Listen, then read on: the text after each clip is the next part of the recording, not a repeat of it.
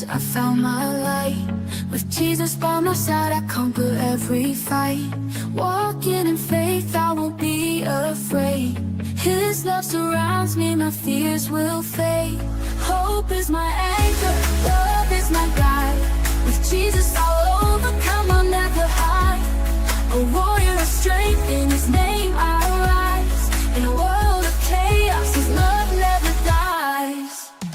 She's an award-winning author, speaker, owner of GodlyGranny.com, and podcast host, sharing the truth with you. This is The Michelle Moore Show.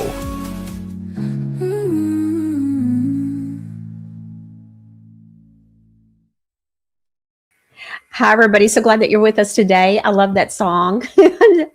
Oh, my word. Okay, so this Sunday is Mother's Day, 2026. Today is Thursday, May the 7th. Tomorrow, what's tomorrow? Mama Ganza. I'm so excited. I've been sending links and pictures to producer Ron, and so we're getting it done. I've been checking websites and making sure, the products that I'm wanting to make sure I can give away are still available. And so we're double checking a few things. I got to say, one thing I was really excited about giving away is no longer available. They're sold out. And I'm like, oh, it's one of my favorite things. Even though it's not a favorite thing show, I still like to give away some of my favorite things. But anyways, so make sure that you watch live tomorrow during the show, which is at 3 p.m. Central Standard Time. Y'all know what time it is, those of you that are watching live now. But it will be live tomorrow. You have to be watching live in order to be able to win, because we give out all the gifts before the end of the show. So you got to, like, I think I'm feeling sick, like at about 2:30 or so. Tell your boss you got to go home. Yeah. All right. And you'll see him Monday. You got stuff to do. Okay. All right. So I wanted to make sure that I reminded you of that. We did do the new product on godlygranny.com. So the two gorgeous clear glass containers with the sprayers, all that. So these are 16 ounce. They're heavy, they're thick, they're great. And they got the good trigger sprayers. I can tell you so much about a sprayer now that I never knew was possible. I was telling producer Ron, I had no idea about sprayers. Like, it's a thing. It's a whole thing. There's a whole thing about sprayers, and it's a whole thing. That's all I can say. I won't bore you with all of the things that I have learned about sprayers and bottles.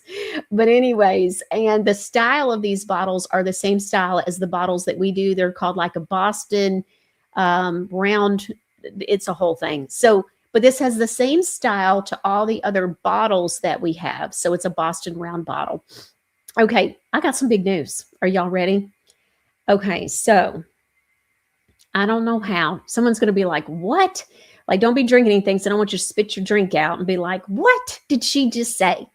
And so, but I found a wave watch. I just found it. It was on the bookcases out in the she shed. And I opened up this beautiful, wave watch box, and I found a wave watch. So, I don't think I ever really finished. Ron had one and I had two, and we were just giving wave watches away. And I think I was going to come back and give out another one, and we just didn't. And so anyways, now look, the wave watch is the older version, but it powered right up. It's got a brand new screen protector. It's got another screen protector on the inside here. I already wrote extra screen protector, so it's in there. And then I'm going to look and see if I got another one. And so, but we got a wave watch. It's beautiful. It's got a brand. I even just made sure. Now it's got a little bitty, just a little thing going on here. And like a little bit of a nick, but it's not the screen protector. That was why I changed it. It was to make sure. But it's not. It's the actual watch. But this watch is full charge. It is ready to go. It's been holding the charge the whole time, which is pretty impressive. So we're going to give it away. And I'm going to give it away tomorrow.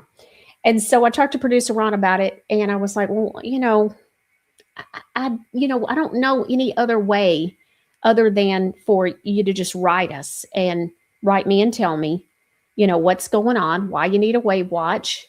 And we want to just make sure it goes to somebody that genuinely needs it and is having health issues, and that the Wave Watch could really, help them, potentially really make a difference in their lives. And so I know there are a lot of people that are hurting. and physically and emotionally, mentally. So we just, if you're having some physical, even emotional issues, this can definitely make a difference in your life. And so if you want to be entered in to win, ideally we're going to give it away tomorrow during Mama Ganza.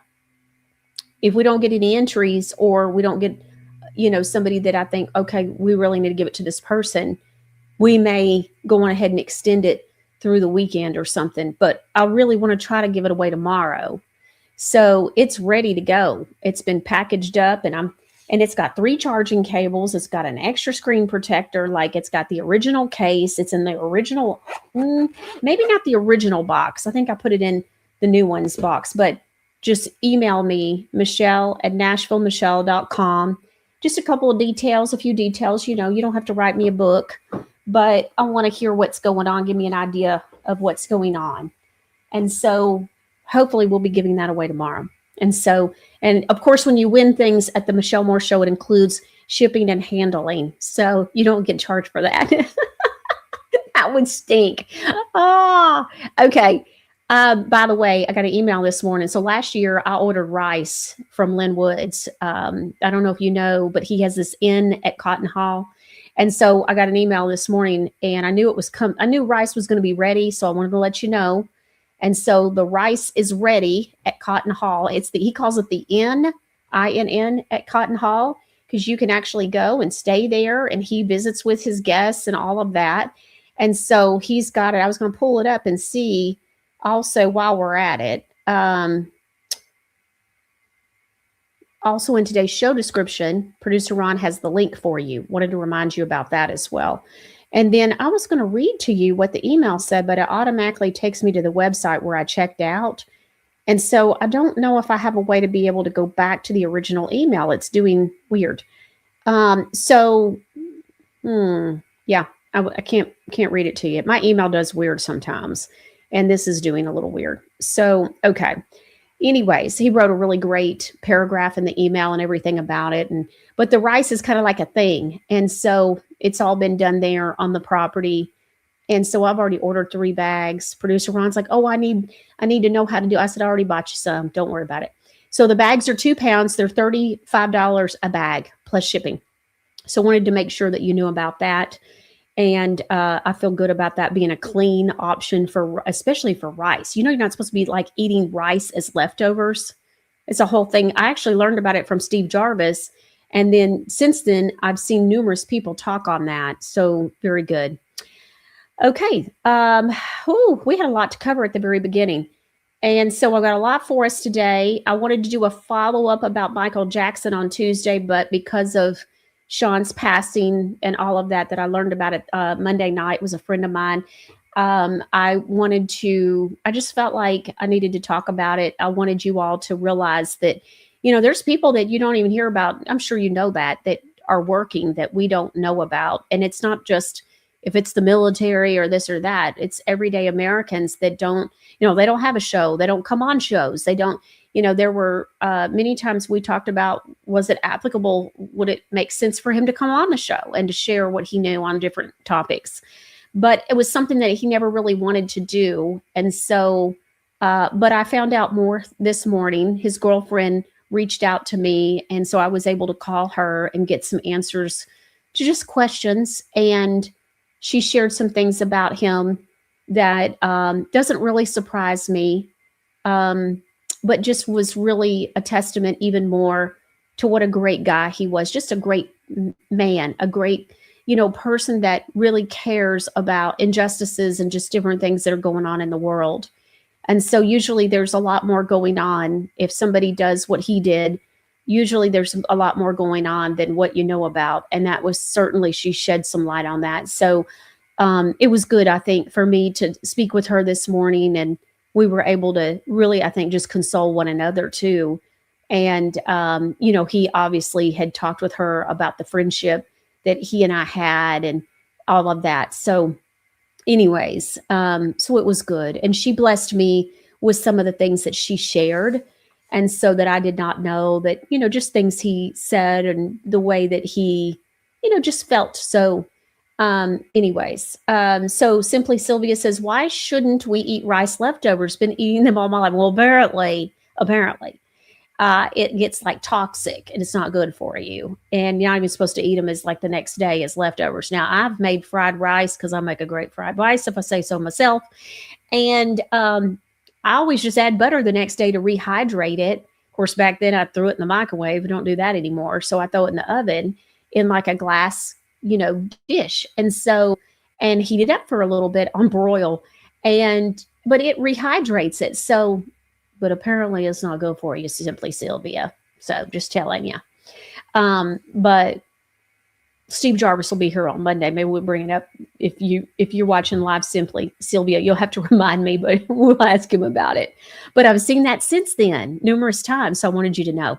All right. So also in Tuesday's show, producer Ron had put in the title about the number one child abuse predictor in the home.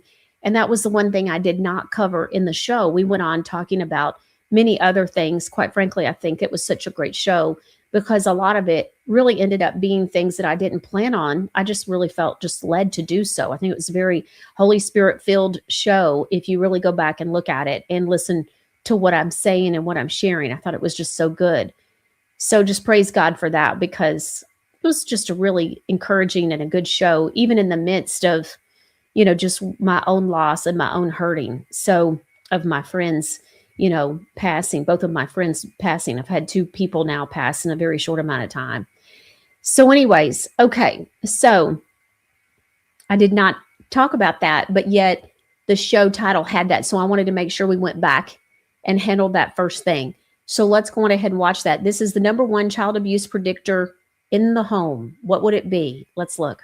What do you think is the number one predictor of there being child abuse in a home? An absent parent. Very reasonable answer. Yeah. And so usually in lecture 1 when I'm teaching an evolution psychology course, I'll ask this question and I'll start putting all the students' answers. And they're all reasonable answers. If there is alcoholism in the home, if one of the parents had been abused in their past so that they mimic that behavior onto their children, then all reasonable. And by the way, no one guesses what the real answer is. So then I say, well, guess what, guys? You just listed 25 reasonable predictors. The number one predictor is 100-fold more predictive than anything that's on that board. So it is astronomically greater effect than anything we would typically publish in science. I've lectured this a million times. I'm getting goosebumps telling it to you right now. The number one reason, Stephen, I've kept you in suspense long enough, is if there is a step parent in the family. So there's 100-fold increase in child abuse if the home is not made up of 2 biological parents. This is why the fable of Cinderella is such a universal fable, because it speaks to an evolutionary principle. The nasty stepmother is only differentially nasty to her stepdaughter. She's actually very, very nice to her 2 biological daughters. Very interesting, isn't it?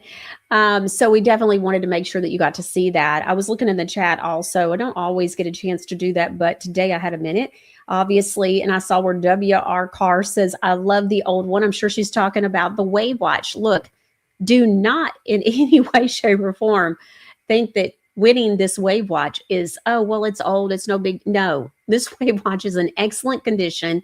I have been very blessed. Producer Ron and I have been very blessed. Wave Watch has been very good to us. So I don't really use any Wave Watch all that much, because by the time the next one comes out, we just give them away. We pass it forward. And so pay it forward. There you go. And we give them away on the show and stuff. And so, but I got to tell you, I'm with WR Carr. The Wave Watch, the first one, I told Ron today, getting it out of the box and everything, I said, oh, this makes me a little sad. I said, it's just kind of, nostalgic for me. And like, this was the style that was the first one. And we loved it so much. And, and we had our own miracles, and that was the style. And so it just looks so different now, but it is an amazing thing. It will be an amazing blessing. So Die Laughing says, my step monster is no bueno. My goodness, I'm sure. Yeah, I know a lot of people have horrible stories. Now, my husband and I, and my husband is the father to my 2 children, and so, but we've been together for almost 34 years now, and so we don't have all that going on. He had been married before. I had not. I had just turned 20 when I met him. He's a little bit older than I am, and so, but they never had children. So we haven't dealt with that from that perspective. My husband's parents were still married until the day his father died. I had divorced parents. In fact, my mother married my father twice by the time I was 5. And so, and my mother never remarried. I had to deal with an abusive aunt and uncle who were horrible, but they were kind of horrible to their own kids too, just depended. And so, so I kind of know on some level a little bit, but as far as like dealing with step parents and all that, but it's not really step parents. It was an aunt and an uncle. R.L. Wood says, my daughter was a victim of a sexually abusive stepdad. I'm sorry to hear that. Had her too scared to tell anyone, right? That's what they do. And, oh, I hate that. That's horrific. Let's see. So, Jeannie BH65 said, I've always said this as a teacher too many times. A boyfriend does not have skin in the game, so to speak, no biological skin. I am not surprised, right? And so I thought it was very interesting. It was very important to share. So many times we hear of this where a mother is dating a guy, he's around. A lot of times the boyfriend, the mother's boyfriend, is babysitting. And so I've heard numerous stories like that. And so I wanted to bring that up for you. Okay, so Kevin says, what shampoo do you use? Godly Granny. Now, Godly Granny has a bunch of different shampoos. So let me tell you what I've been doing, okay? So my situation, now we're done talking about the stepchild stuff and the child abuse predictor in the home. And so we'll talk about this before we move on to what I've got scheduled. Oh, well, wait a minute. So Simply Sylvia says, does it also affect adopted children, I wonder? My daughter... Does it also affect, I don't know. That's a good question. Oh, that's a good question. Don't know. But anyways, okay. Because they're not step parents. So, because you've adopted them. So that, but we're talking about the number 1 predictor. Is that number 2? I don't know, sweetie. It doesn't, they didn't cover that. You're just talking about number 1. But that's a good question. Be interested to know. And do people, now that we know more about Chief Justice John Roberts and the whole Linwood whistleblower and all of those allegations, that are wrapped up around all of that, if you know what I'm talking about, sometimes they're trafficked or they're adopted to be trafficked or to be abused, right? And so that's a good question, Simply Sylvia. So going back to Kevin's question, Kevin, so now at Godly Granny, we have numerous shampoos and conditioners. Now, with me being blonde, I really like the purple shampoo and conditioner. Love the conditioner. Like, just love it. So and I say being blonde, the purple shampoo and conditioner, look at producer Ron, look at him. Somebody's just showing off.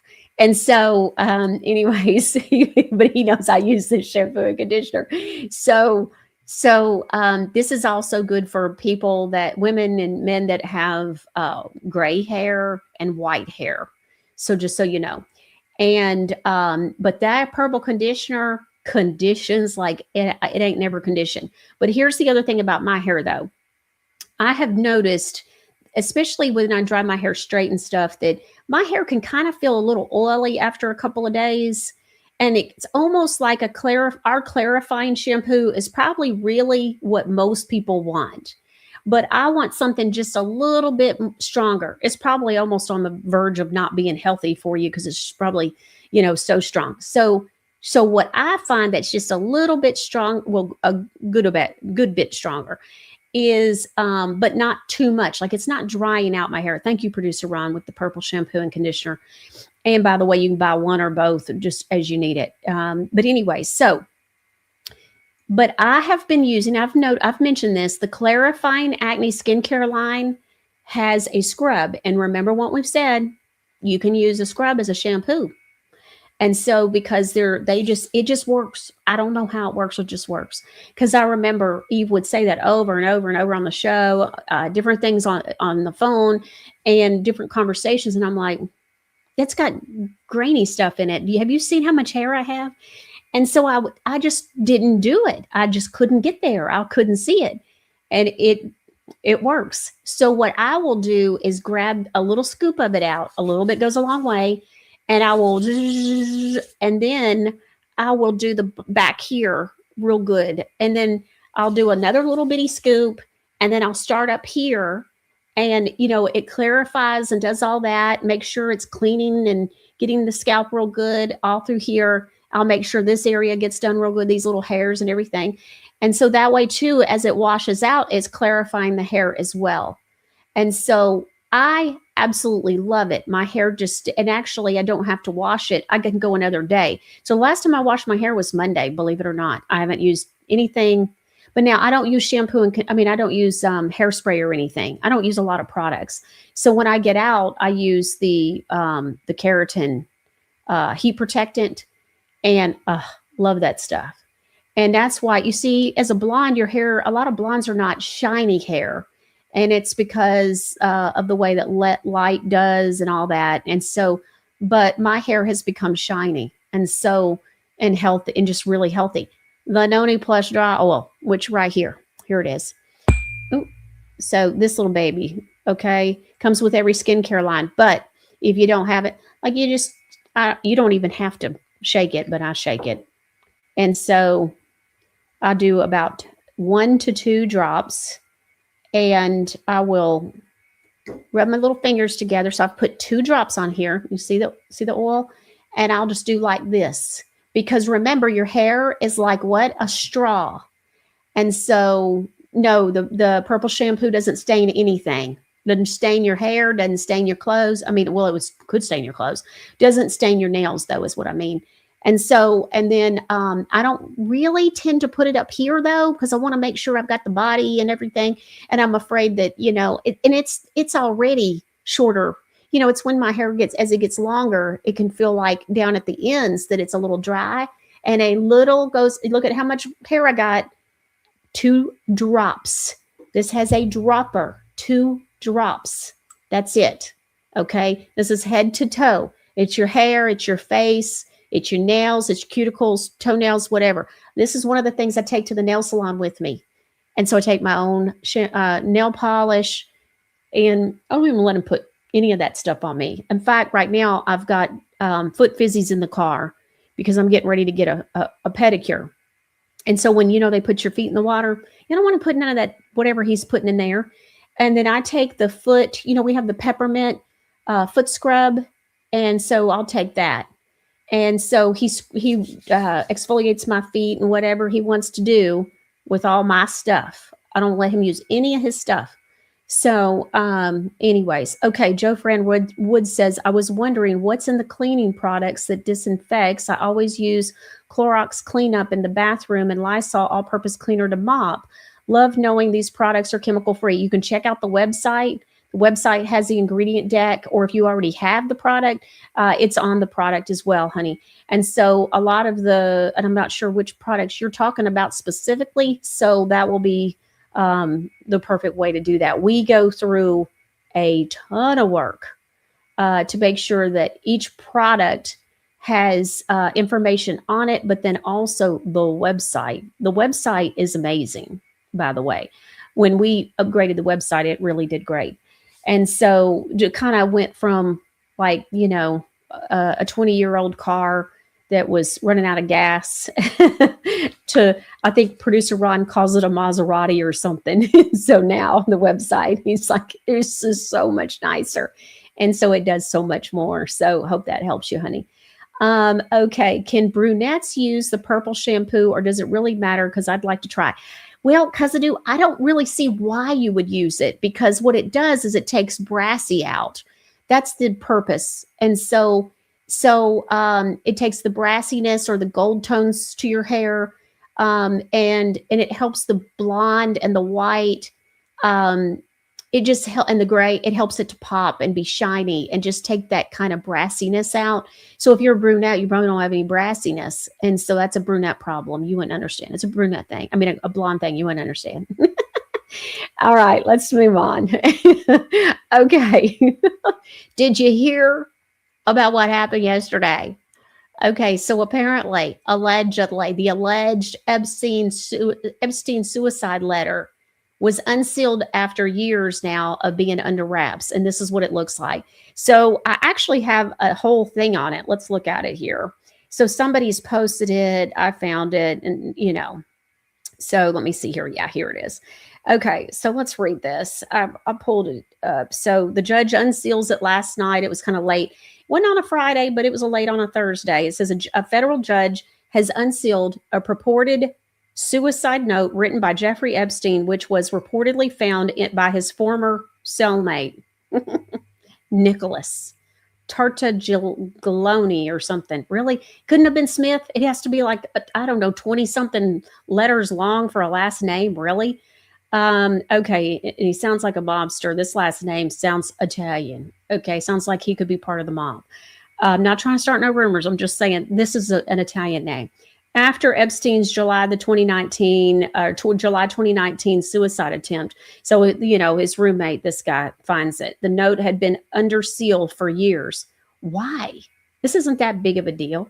A federal judge late Wednesday ordered the unsealing of what is being described as a handwritten suicide note attributed to Jeffrey Epstein, pushing a long hidden piece of evidence into public view and reopening questions that have lingered since his 2019 death. Oh, so what I've already seen so far, it's like, okay, not buying it. The document has been locked away in a New York courthouse for years as part of a separate criminal case involving this Nicholas guy. And so good luck pronouncing that last name. A former police officer who once shared a jail cell. So he was a former police officer. I'm sure he's not a Freemason or anything. But this guy was a former police officer, shared a jail cell with Epstein. And this guy also has claimed that he came across the note weeks before Epstein was found injured and unresponsive inside his cell in July 2019. This is the New York Times, by the way, according to reporting from the New York Times. Within days of the note's existence becoming public, the document itself surfaced online, with the Times publishing what is said was the handwritten message. The note, riddled with gaps and partially illegible passages, includes a series of fragmented statements. First, quote, unquote, "They investigated me for months, but found nothing." Nothing is in all caps. It reads in part. Another line appears in reference, 16-year-old charges, is in quotes, followed by missing or unreadable text. The message continues with a disjointed tone. It is a treat to be able to choose, and then it's illegible to say goodbye. What you want me to do? And then it says illegible, outcrying, no fun, not worth it. The timing and origins of the note remain murky. In 2019, Epstein initially told prison officials that the guy that was the former cop that was in there with the long last name, we'll just call him Tarta. Tarta had assaulted him. Oh, interesting. A claim that surfaced shortly after he was found injured in his cell, but according to the Bureau of Prisons records cited by the Times, that Epstein later walked that accusation back, telling authorities that he had never had any issues with Tarta, the guy, and felt comfortable remaining housed with him. This goes on to a couple other things, but yeah, I don't know about y'all, but I'm smelling skunk. I'm just saying. So, interesting, very interesting. So, the next one is, okay, I have been finding this very interesting. Producer Ron and I have been talking about this for years now, about these people that do these videos about how you can, handle debt collectors. Well, there's this one that got my attention because of the background of the person talking, this particular person. So let's take a look at what happens and how you handle a debt collector. I used to be a debt collector for 15 years. And there's one question that would stop us in our tracks every single time. Ready? Just ask them. Can you provide written proof that you have the legal right to collect this debt? That's it. We hated that question because most of the time we couldn't. Debts get bought and sold for pennies. Half the time, the collector doesn't even have the paperwork. That question is your right under the FDCPA, and it shuts the whole thing down. Save this. You're going to need it. Share it with somebody that I thought that was interesting. So write it down if you ever need it or know somebody like a family member or a friend, a neighbor, a coworker that's having a debt issue, that might help them. So what happens is they sell the debt off, and then somebody calls you and hounds you and all that for, I don't know, months. And they don't have the right to do that. And then you pay this debt collector pennies on the dollar when really the debt's already been written off by the company. And that's what they're saying. That's what they're explaining. So it makes sense. All right, let's keep going. So just when you think somebody doesn't have something to complain about, so somebody with EBT has got a complaint. And so let's hear what she has to say. Let's talk about it. Okay, you guys are not going to believe this. So I went to the store, and according to them, as I went to go purchase these croissants off of the shelf, you can no longer purchase them with your EBT card because it's pre-baked. So anything pre-baked, sodas, granola, and they want you to start baking from scratch. If you ain't baking from scratch, you ain't eating anymore. Because all these pre-made things that you could get, pre-made croissants, pre-made muffins, pre-made chicken, whatever, even if it's cold because you can't buy hot, you ain't eating if it's pre-made. So those TV dinners and all that, you ain't gonna be eating unless you getting some flour, sugar, milk, baking soda, and whipping it up together and rolling it out on a pan. So you best better be Betty Crocker coming around the corner and start learning some stuff, because you ain't gonna be eating. Okay. It's not enough to get free food, but I don't know. I mean, she's kind of describing what we have to do. I don't know. It's weird. I just wouldn't, I don't know. I guess I'm speechless. I don't know what to say. All right. So Kevin, I saw your message. We'll just change the subject because this is so like, don't you ever just want to bang your head against the wall?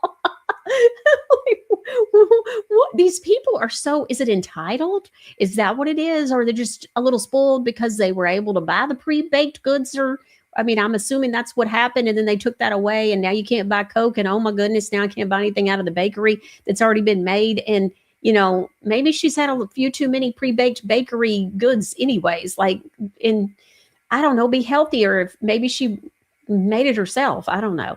So anyways, it's just so crazy how people can't just come from a place of gratitude that she's getting food for free. I don't know about you, but I'd love that. And someone came to my home and gave me some money to get to go and buy some food for free. But yeah, I've always had to pay for my food. So anyways, Kevin, he says, what do redheads do? Well, see, redheads don't have the brassy problem. And so you just use a regular shampoo. Like we have a moisturizing shampoo. And so that would be perfect. There's the Shine one. So there's just different ones, sweetie. The clarifying shampoo. So that would be another one that would be good for a redhead if they feel like they need clarifying. And so I would clarify, like what I do is I put something in my hair to clarify, and then I do the purple shampoo and conditioner. And then I'll put something in moisturizing a little bit. And I don't let that sit in my hair long. But the purple I'll let sit in my hair for a good minute, and then I'll do the conditioner and all that. But I love the purple conditioner. Ever since I tested it from the very beginning, I was like, I have to have this. This is amazing. But we have an amazing moisturizing shampoo and conditioner now that's twice the size for the same price, and smells dreamy. Comes in a few different scents, and so there's plenty to be able to choose from, sweetie. And so it's just that, oh, and there's a thickening and volumizing. So if the redhead friend that you have or spouse, whoever you're referring to, they could always use even thickening and volumizing. And so it just depends on which need, that the person has. I find, or I suspect, a lot of women especially buy shampoo and conditioner based on what the need is and how that shampoo or conditioner fills that need for you. And so for me as a blonde, my hair's not brassy, but I also proactively use it. So Die Laughing says, did she pay for those tattoos? Don't even get me started. Die Laughing. Oh, yeah. So Die Laughing says they purchased the debt while the company already wrote off the debt. Yeah. So they wrote it off. And so it's done. It's done. If you understand, it's done. And so somebody else calls, you're like, are you with ABC company that I did a deal with? And if they say, no, I'm, the odds are they're sitting at their breakfast nook table at their house in their pajamas, just trying to get a little bit of money back on their investment and make a little bit extra. So when they start trying to wheel and deal with you and say, I know you owe $3,000, but today, if you'll do it today, if you'll send the money today for, we can settle this debt for $562. And so they probably gave $200 at the most for it. Who knows? And so I hope that helps. Okay. So don't pay them $562. That's not a deal. You don't need to pay them anything. Your deal is not with them. It was with ABC company. See how it works? So they don't have the right. And this person used to be a debt collector. So she's saying, this is what you do. You ask this one question, it stops people straight dead in their tracks. And if they go, yeah, we have it. Great. Send it to me. Prove it. And then we'll talk then. And then, be done with that conversation. See if you get it. Die Laughing says, ask them to produce a document with your wet ink signature. Now we're talking between you and the debt collecting company. They can't. That's the point, because the debt was your deal where you signed. It's like closing day when you signed on your home. It's the same kind of thing. When you borrow money, you have a wet signature. That's what that's called. The paper you signed. Well, they will have a copy of that if they genuinely have the right to be able to call you. The company, the large company, has probably written that debt off by the time it gets to them, and they have. And so at that point, you don't owe anybody anything. You can just ignore their calls. And there are a lot of people talking about this on social media, just depending on it, your algorithm, if you see it. And it's been going on for a couple of years at least. So producer Ron and I are like, have you seen these videos? Did you know? And we go back and forth and talk about all that. And I guess it's been a few years. So, but this one got my attention just because the lady worked as a debt collector. So I wanted to make sure you knew. I thought this was a really good source, and it was a good thing to talk about, just so that way you're informed, so that nobody takes you, for any money. It's not a deal if you don't owe anything to this person. See what I'm saying? So, okay. The next one. So Die Laughing said, did she pay for those tattoos with her government benefits? If I were on benefits, I sure wouldn't be spending money on tattoos. I don't know. Maybe she got a gift card. A gift card for a tattoo. All right. I don't know. I don't know. Before the show today, producer Ron was laughing at me. I guess I was talking about tomorrow's Mama Ganza. I think I was talking about it. And I said something about, well, like a lot of times, and I said, this is going to be specifically for moms. And I said, sometimes we give stuff away, but it's not like I'm giving away a pot or something, or my favorite pot. And I guess I said that the other day on the show, and he was making fun of me about it and said, then I just kept stepping in it, is what he said. He said it because then you start talking about, not that you've ever smoked pot. And I was like, oh my goodness. And I meant like a pot, like you're cooking in. So I'm always giving away stuff for the kitchen. And so it's just, it was funny. All right. I guess you had to be there. So Cousin Who says, I was taken to court and I lost over debt and the collections and all that. So it didn't work for me. The question would be, is the person that's calling you the person that had already bought the debt? Like, so who was it that you went to court with? See what I'm saying? If the company that ABC, let's call it ABC company, if you had the wet signature with ABC company, then that situation is where if they take you to court, then yeah, you're going to lose that because you owe the money. Because I do, you know how the court is, and I got railroaded because they all working together. Remember, they're all part of the group, and we ain't in it. That's true. New Hampshire Mama says, when I ran our local food pantry, oh, this is going to get interesting. People didn't want plain oatmeal. They only wanted flavored. Wow. Okay. They wouldn't take a whole cooked chicken and pick it apart. They wanted canned chicken.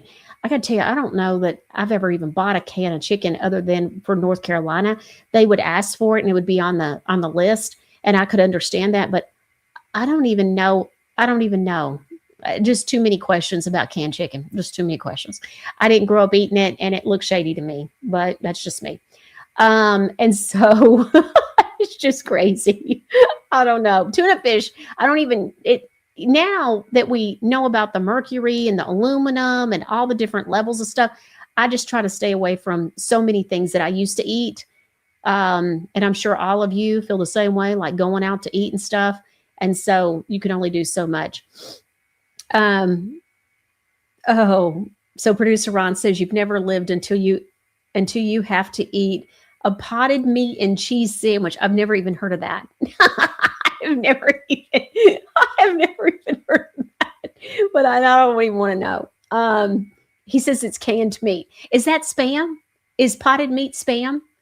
You have to tell me, because I did grow up with my grandparents, and I remember watching my grandmother eat white bread with Spam. All right.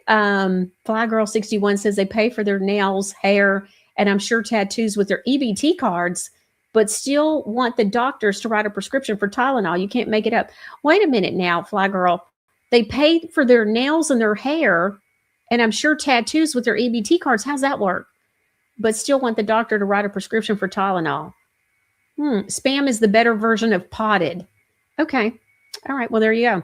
All right. Well, let's keep going. This show is just flew. This would, you get to be part of a live show. All right. The next one.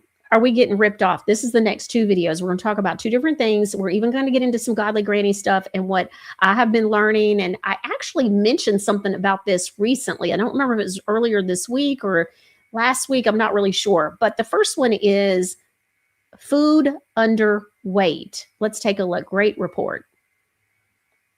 It's real money for us, but it's big money for them. It is. It's big money and profit. Jimmy agreed to show me how it's done. You want to try it? I'll throw it on there. Yeah, go ahead. But each Domino powdered sugar bag we pulled off the shelf at this store was about an ounce under. It's happening everywhere. I'm just one guy. This brisket's supposed to be 4.6 pounds. So I set off to test myself. Oh, Kentucky Legend. Walmart's, Kroger's, and Publix across Cobb and DeKalb counties. We stopped in Dollar General and Piggly Wiggly, too. We followed Jimmy's method. $40. Whew. Pulling products off the shelves for a quick spot test with our scale. Look at these frozen shrimp from Walmart, a 2-pound bag. Jimmy, in repeated tests, found them underweight. So we grabbed bags from 2 different Walmart locations. The FDA says the weight is calculated deglazed. That means without all that ice.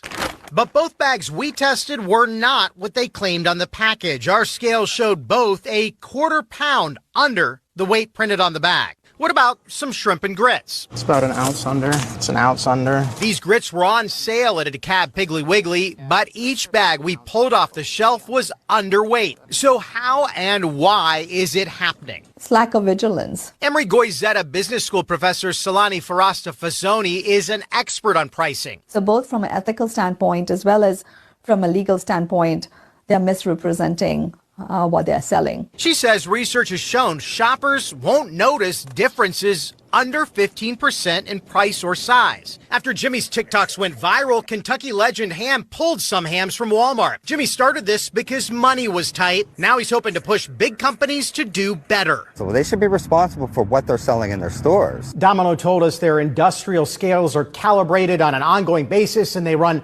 spot checks on their lines daily. We also asked Walmart about those shrimp. A spokesperson told me they did audits on several lots and did not find any problem. Oh, okay. So he just happened to find the needle in the haystack when he's weighing stuff at the store. Right. Okay. All right. So, I was talking about that recently before even any of this, and it was about how there's the volume weight, and there's or like it's so confusing and it's crazy. But I had an issue with some laundry detergent, some of our granule laundry detergent, and so I said, look, this isn't full. And they were saying, but if you and I was saying, if I weigh it, it's because we have scales. And so I was like, when I weigh it, because I'd already weighed it, and this was on Saturday morning, I was all tore up about it. And so I said, I when I weigh it, it isn't weighing what it's supposed to weigh either. And he's like, oh, it's volume. Okay, what do you mean? What are you talking about? And so he's like, well, the container is a 64-ounce volume container. And so then you get into, also there's a whole nother thing I was noticing. So you can fill something up, and then, like, especially with powder, as it shifts, or even if I were to tap my the container with my hand on the bottom or on the top and shake it around, it'll start compacting. Well, so what does that look like? And so then you can fill something and then put it in the box and then ship it to you, but then it gets shifted around a bunch, and then all of a sudden it looks like it's got, this much less stuff. And so this was an ongoing kind of thing where we were like, they're like, we assure you they're getting more product this way. But I was like, yeah, well, they could be getting plenty of product, but the fact and getting what they ordered or even a little bit more. And that was their whole point, is they're getting a little bit more. They're getting out on the better end. I go, but the problem here is when you look at the container, it doesn't look like it. It doesn't look full. Do we have a wrong container? And so, and even producer Ron and I were talking about this, a couple of hours ago before the show, how, well, if we took two different containers, let's say we took whatever, it doesn't matter what container, but let's just say you took the laundry detergent, the granular laundry detergent. We now have two. We have a liquid and a granular. And let's say you filled both of those containers up the same height. One has salt in it, okay, like our salt baths, and one has the granular laundry detergent. Well, so they may have the same volume, but they may have different weights. So it's all very interesting. So WR Carr said, opened my laundry powder soap, and it was all the way to the top. Love it. Okay, so a couple of things about that. So the first thing is the Granny 1000, my team specifically packs that here locally with me. So they know good and well, like how that's going to work. And we do that all the way to the top. And then, so when you get that, it won't matter how much it's shifted. We even hit the bottom or the top, whatever. We make sure that it's been filled. We shift it to make sure it comes down some more. We put the scoop in at that point. Then we add a little bit more if it needs it, which usually needs it a little bit. We kind of top it off. And when you look at the Granny 1000 plus container, you don't even really see any empty space. It's pretty much filled all the way to the top. When it comes to the laundry detergent, I don't even care. If I don't think it's filled enough, we will reopen those laundry containers, and we will take from one and fill the other, whatever we got to do to make sure that they look full. And so if that is, instead of 64 ounces, and it's 66, 67, I don't care. I've told my team that I don't care. It needs to be filled. And it needs to look filled. And so I don't care what the ounces are if it's more than what it's supposed to be. If it doesn't look full too, the customer cares about that. It can be misleading, and all of that. And we can be right all day long. I don't really care. I want the customer to always feel like they got exactly what they paid for or more. So we're going to at least deliver what we said we're going to deliver. And I always love to under promise and over deliver. So like with Granny 1000, I don't really care that it's a few ounces more or whatever. The laundry detergents that are liquid, I think I shared this before. I'm very aware that it's well over. So those laundry detergents are in 32-ounce containers. The label says 32 ounce. You're not getting 32 ounce. You're getting somewhere almost always 35 to 37 or a little bit over 37. Now, people can say all they want, well, that's just a couple ounces. Okay, but a couple of ounces, it's not just a couple of ounces to a business owner. A couple of ounces adds up real quick when you're doing, a whole bunch of bottles, right? I watched a special years ago. I've never forgotten it. And it was about Walmart. And it was a training that they do. And remember how Walmart used to have fabric, because more women, really sewed, and they sewed their kids' clothes and they sewed different things. Well, they had a fabric department. Some of us are old enough to remember that, if we just, like, oh yeah, they did. Okay, so there was a training, and they talked about in the training, do not even a couple of inches overcut that fabric. Because if you did that across that store time and time again, and then across company wide, what does that cost the company? I don't care. Overcut it 2 inches. That's how I am. Okay. I want you to never question if you got at the very least, what you ordered. And so, but I want you to be pleasantly surprised. That's always the goal, is to over deliver. Does that mean that you got it quicker? Does that mean that there's a little goodie in the box? Does that mean whatever that looks like? That's what the goal is. Under promise, over deliver. So Pierre's mom once says, my bee pollen was filled to the rim and had a black piece of tape to keep it shut. Yes, great value. Yes. And so everything, okay, so that was why the leaking happened back when we started, is it needed to be sealed. And so we use the black tape because that's going to be easier to pull off and it not leave anything sticky, and it's working and it looks nice. So we're not using shrink bands on that. We'll probably go to shrink bands with the laundry detergent. We're talking about that on the liquid laundry detergent. I just decided that yesterday.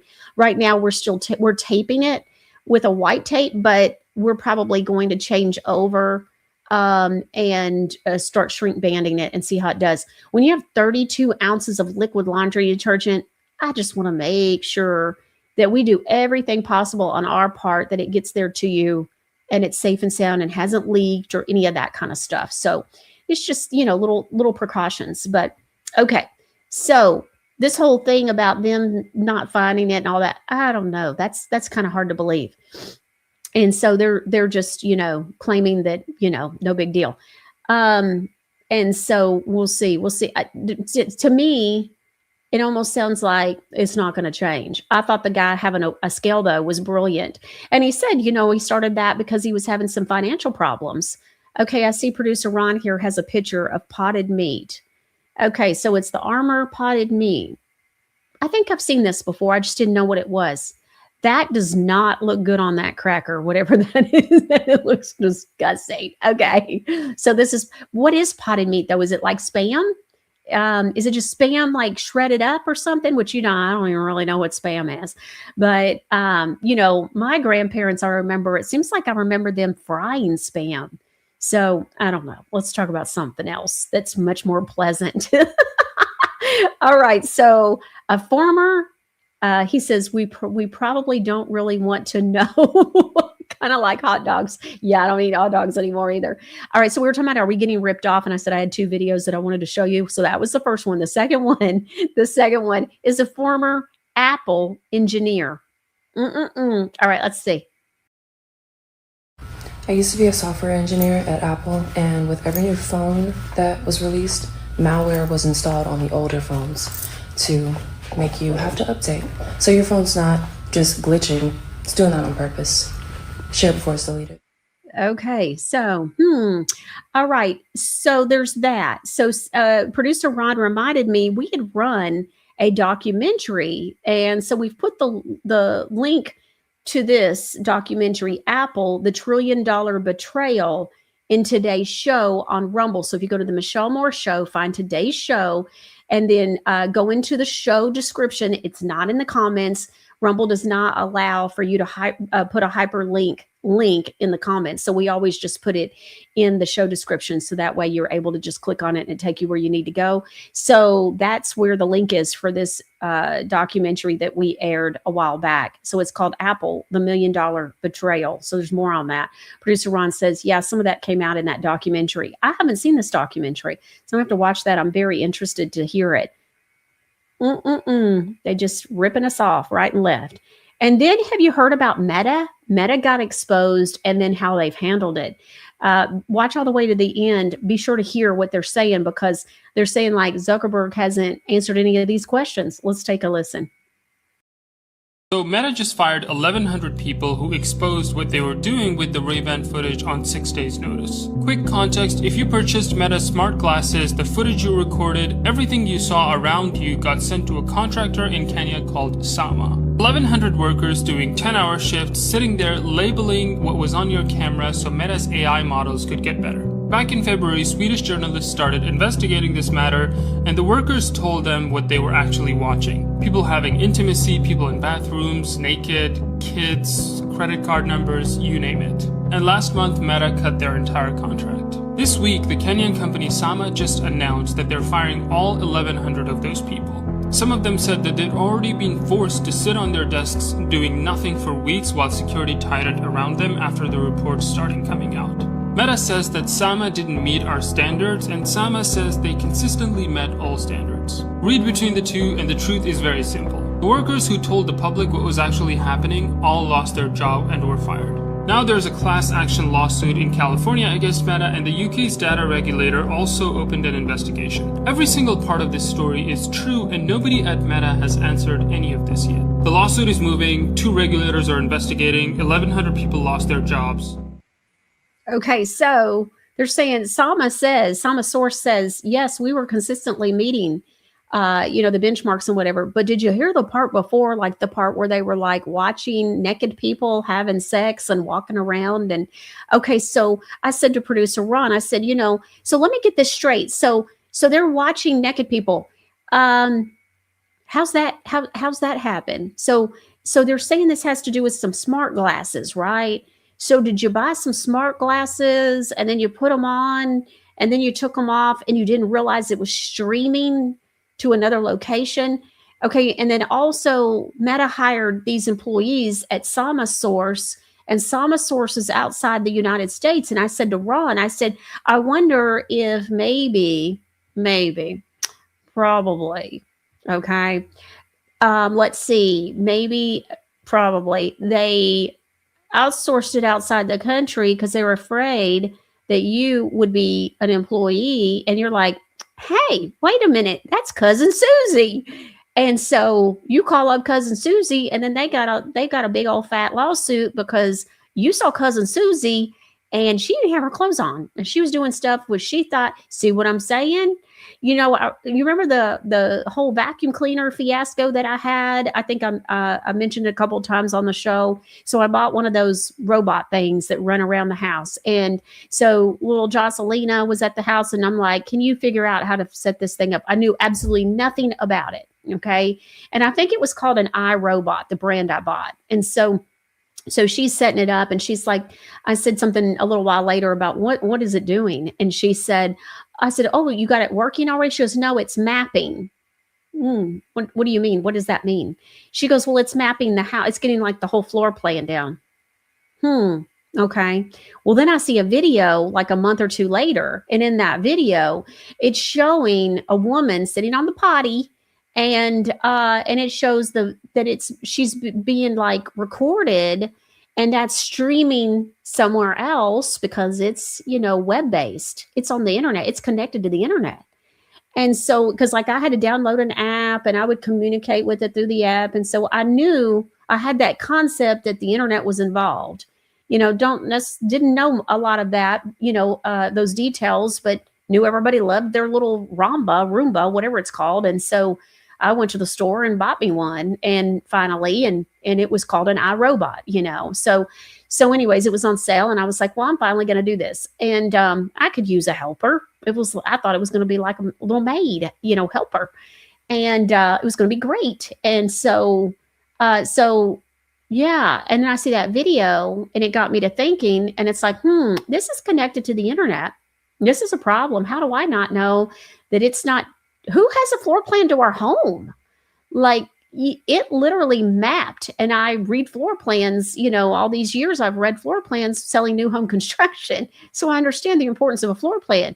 So what if someone decides they want to rob you after they've looked at your floor plan? They know the whole house and the makeup of where the doors are and this and that. Now, there was just a long list of I smell skunk, and I ended up just unplugging it one day and throwing it away. But perfectly fine, expensive, but I threw it away and said, didn't really understand this to this degree. And after I saw the video of the woman right after that, I was like, okay, that's it. I've had enough of this. And this is not going to keep on.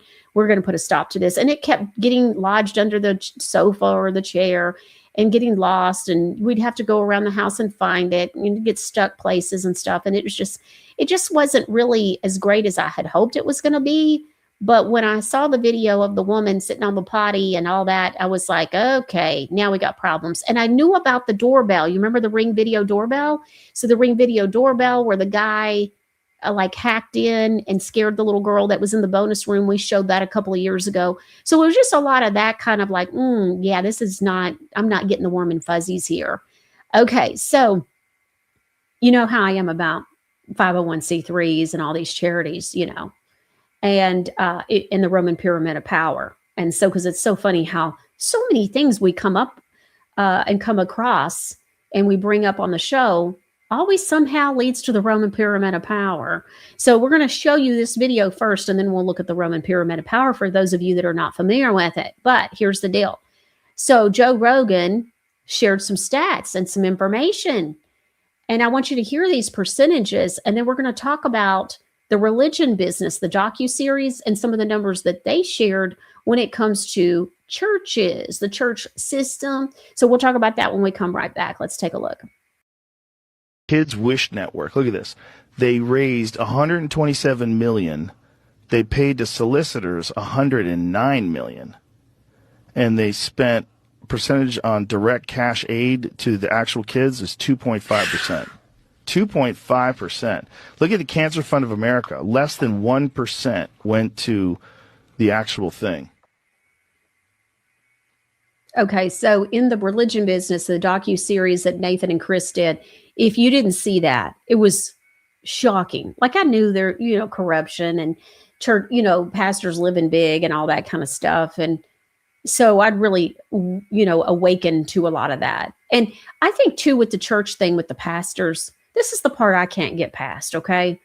When you look at Joel Osteen's home, for example, which is not even a home, it's like just a monstrosity, right? When you see the aerial view, it's so crazy. It looks like it's a school or something, a compound.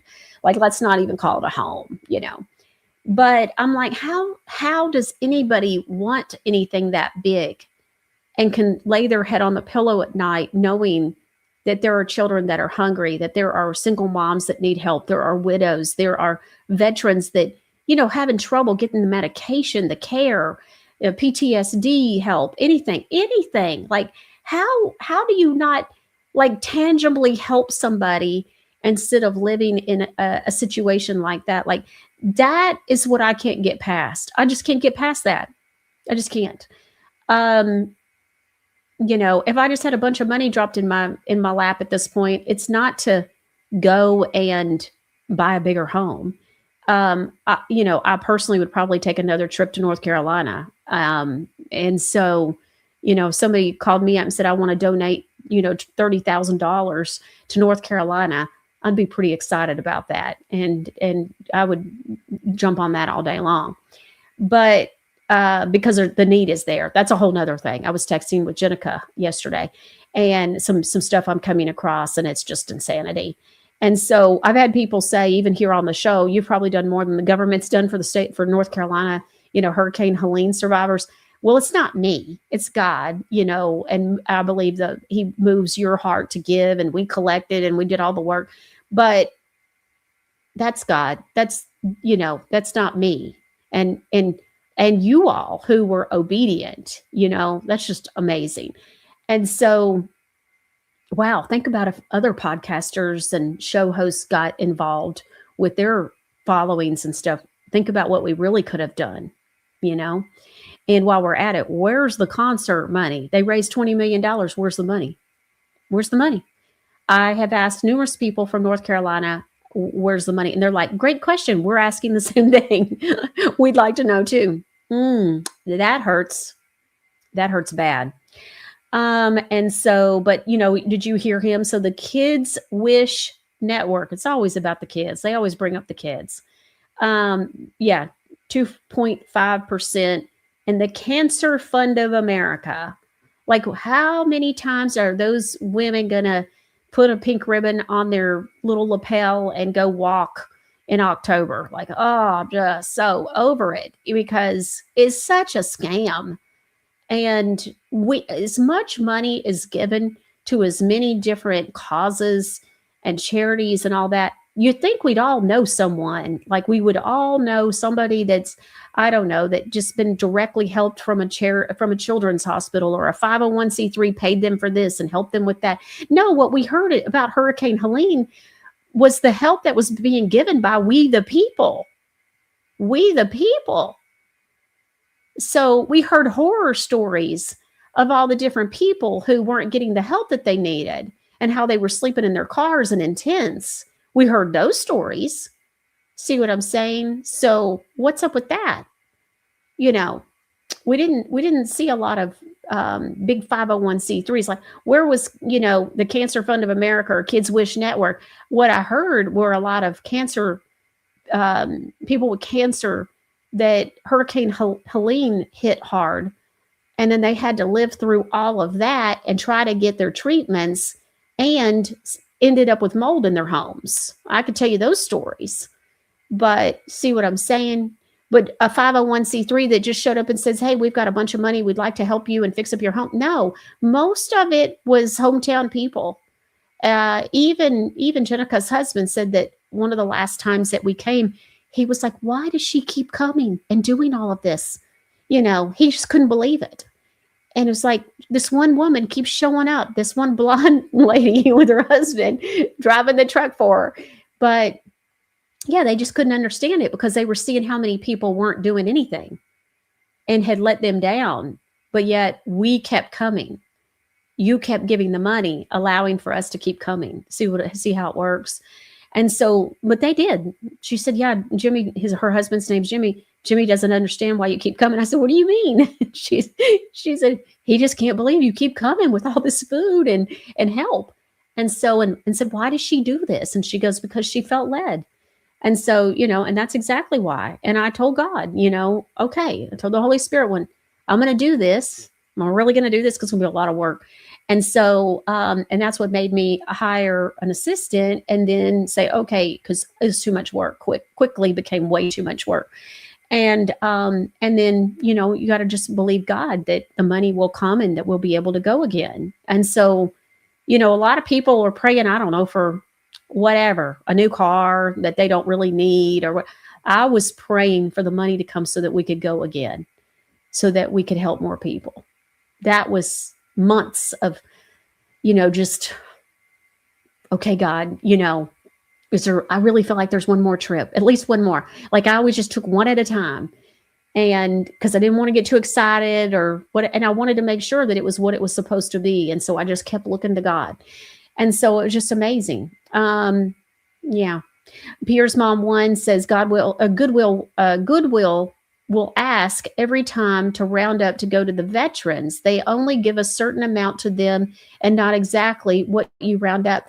Are you talking about like if you buy something at Goodwill at the register, they ask you to round up? Is that what you're talking about? Or does this have to do something with your something else? Like I have dropped stuff off at Goodwill. I've never shopped there.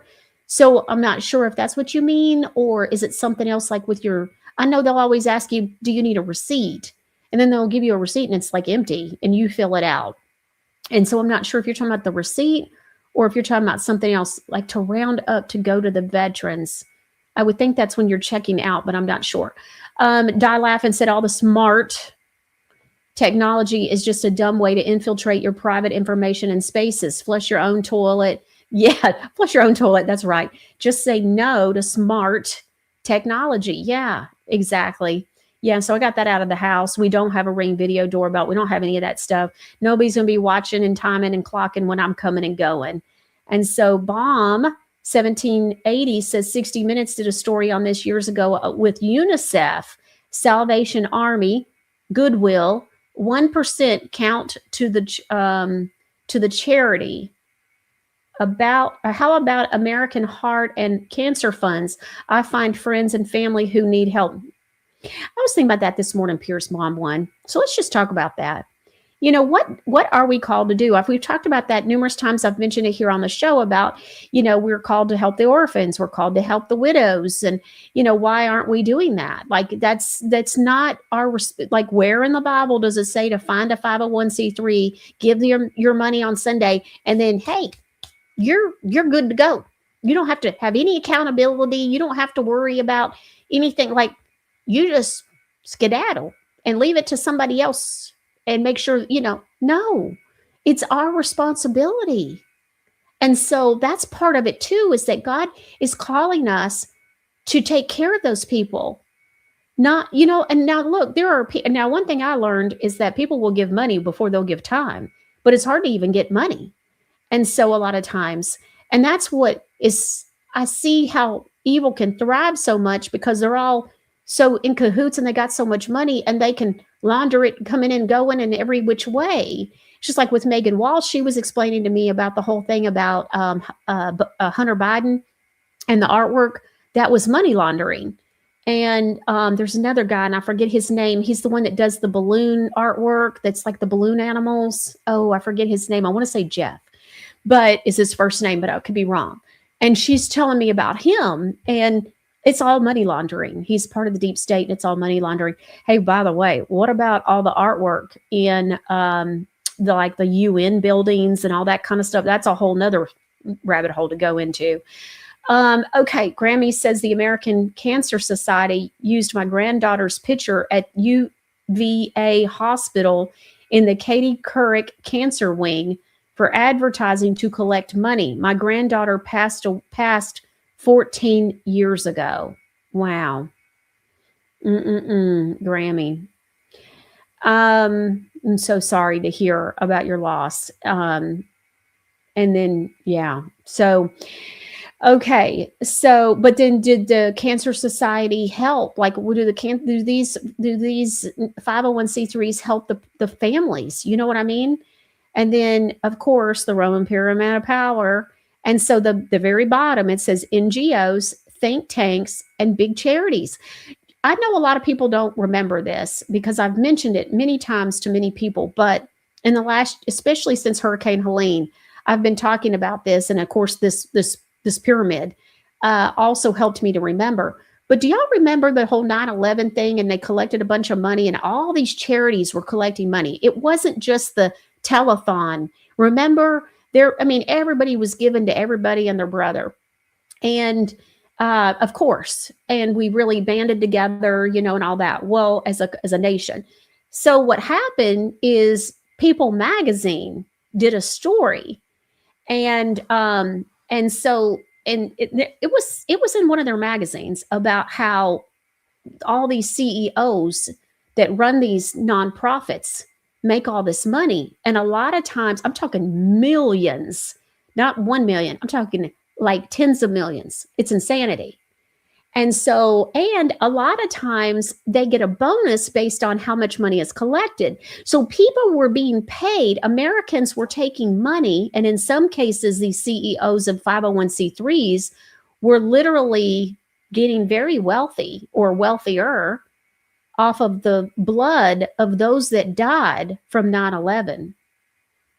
And that did not go over well because at that point, I think it was the Salvation Army that it came out that, like, I don't remember at the time, it was an obscenely low amount, like what we're hearing today and what was mentioned in the Religion Business docuseries. Thank you, Ron, for this with the Roman pyramid of power. But so, but it was coming out that it was literally like 5 cents, 6 cents, per dollar. So you're talking about 5% of the money, where we're all giving all these years, and we're thinking let's say you give $1,000. It's pretty safe to think, and I think reasonable to think that, well, probably, I don't know, 90% of that is going straight to those who need it, only to find out, no, oh, hold on a minute. So even with the Kids Wish Network, 2.5%. 2.5%. So every $100, you're talking about $2.50. Who's getting the other, I don't know, 97.5%? And then the Cancer Fund of America, how many times have we all said, golly, I mean, with all the money that's been collected, like, I don't know, like, why hasn't somebody gotten something figured out about cancer? This is kind of unbelievable. Yeah, because the money's not going to any research. They already got the cures anyways, as we've learned. And so, right, all this has been established, all this has been known now. They got cures for all kinds of stuff that we didn't know, that we were giving money to, right? And so, completely crazy. Kazadu says, actually, a lot of places are asking you to round up. I'll give you one better. Okay, I don't think I've mentioned this, but you're right. So I don't round up. I don't give anybody anything unless it is somebody who is directly to them and they need help. Okay, that's who I give money to. That's what God's called us to do. That's what we're called to do, and that's what I'm going to do. I have repented for whatever tithing I did and the money that I did, the way I did it, and I have made peace with that. I know God has forgiven me, and so I meant well. When we know better, we can do better. Well, we all know better now, and I talk about it all the time. But here's the next one. I can't wait till Mike Fulgens comes back on with Universal Coin and Bullion, because I'm going to talk to him about this one. So this happened to me the other day. So I've never really been a coffee drinker, and I know it's really not good for you anyways, but I had something happen where I went to the dentist. Remember, I said I've been going to this health-based dentist, and I had a couple of fillings removed, and they gave me whatever stuff, for the numbing and whatever. And so the lady said, oh, here's a coupon. There's a little food truck down there it's a coffee truck, and it would help all of that to wear off quicker if you'll go and get a little coffee. And I was like, I don't really like coffee. But I went down there, and I think I'd had one sip one time in my entire life.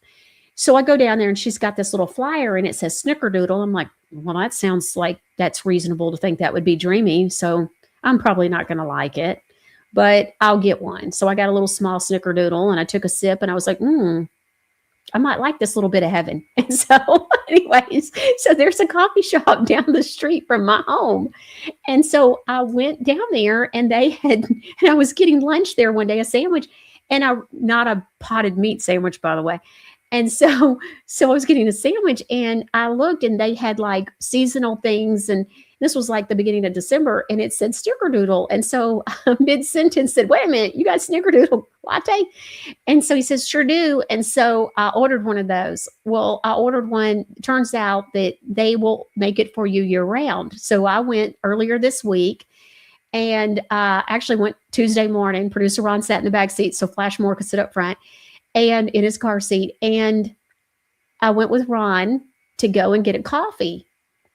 Honestly, it was because a lot of it was because of Sean's passing. I'd found out late the night before, and I thought it would kind of, just being with Ron and Flash and talking about Sean and all of that. Ron did not know yet. I told him when we were together, but he knew about Sean, and he knew we were friends, and he knew. So we went to sit in the car and drink coffee and hang out with little Flashmore and together. And really, I wanted to talk about Sean. And so I go to pay. I said, I'm going to pay. It's my treat, And so I was really paying for counseling and so consoling. And so the girl kept my change. She kept like the 2 or 3 cents. And I thought, okay, so let's say that my bill comes to, I don't know, how many times has this happened to you? Where it comes to like $5.01, okay, $5.01. And you've given them a $5 bill, but my word, they are not budging until you give them the other penny. You got to give that penny, or you're not getting your whatever you ordered that came to $5 and a penny. But then they'll have a little cup there that you can leave change, right? Well, now with the whole penny going away, guess what's going on? You see where this is fixing to go. We're getting ready to get into the Walmart and the inch of extra or 2 inches of extra fabric. Not a yard. Not talking about yards, because they would sell fabric by the yard. Not doing that. Talking about inch. Okay. So she's keeping my change. And I'm like, I wonder how much businesses are making. How's that working? So I don't know. We'll see. But I was like, this is very interesting. She just made 4 cents. They just made 4 cents on me. And I know that sounds like it's not petty. It's about the point. It's the point. See what I'm saying? It's the point of the matter. So anybody else, is that happening to you? Because I'm smelling skunk on that one. And I'm thinking, well, I wonder about Walmart and how much is Walmart doing? You know, they made a big deal about they're doing away. And Kroger, it was Kroger. I'm sorry. Kroger. So Kroger was doing away with the penny. So what are they doing with people that, you know, are paying cash? And, you know, good and well, they got pennies in those drawers. And so what's the deal with that? Now, this place also was the place that they had paper straws. And so I quit going there for a long time. And it's just been recently that I've been going there for lunch or whatever. They'll have a sandwich or something that I'll get. And so, but because the whole paper straw thing, I couldn't deal with that. And they didn't have regular straws. And it was just the point of the matter. If you're going to be that woke where you're still hanging on to paper straws and thinking you're going to save the world with a paper straw, then I don't know. I'm just not even going to give you my money. I'm going to go somewhere else. So anyway, so did you hear also about Ted Turner? Ted Turner passed away. So I found this video about Ted Turner, and we'll talk about it after we watch this. Let's take a look. What's the second highest the second priority? Biggest thing is global climate change. Okay. We've got to, and for so many reasons, we've got to move off of fossil fuel. Not doing it will be catastrophic. We'll have 8 degrees, we'll be 8 degrees hotter in 30 or 40 years, and basically none of the crops will grow. Most of the people will have died, and the rest of us will be cannibals. Civilization will have broken down. What the few people who are left will be living in a failed state like Somalia or Sudan, and living conditions will be intolerable. The droughts will be so bad there'll be no more corn growing. Not doing it is suicide. And then after that, we've got to stabilize the population. When I was born, there were so what's wrong with the population? I mean, with too many people. That's why we have global warming. We have global warming because too many people are using too much stuff. But if there were less people, they'd be using less stuff. Mr. Turner, I was wondering if you think it's a good idea to reduce 90% of the population because we are being overpopulated by a lot of... 90%. 80? Prince Philip said 80, sir. I go with 85.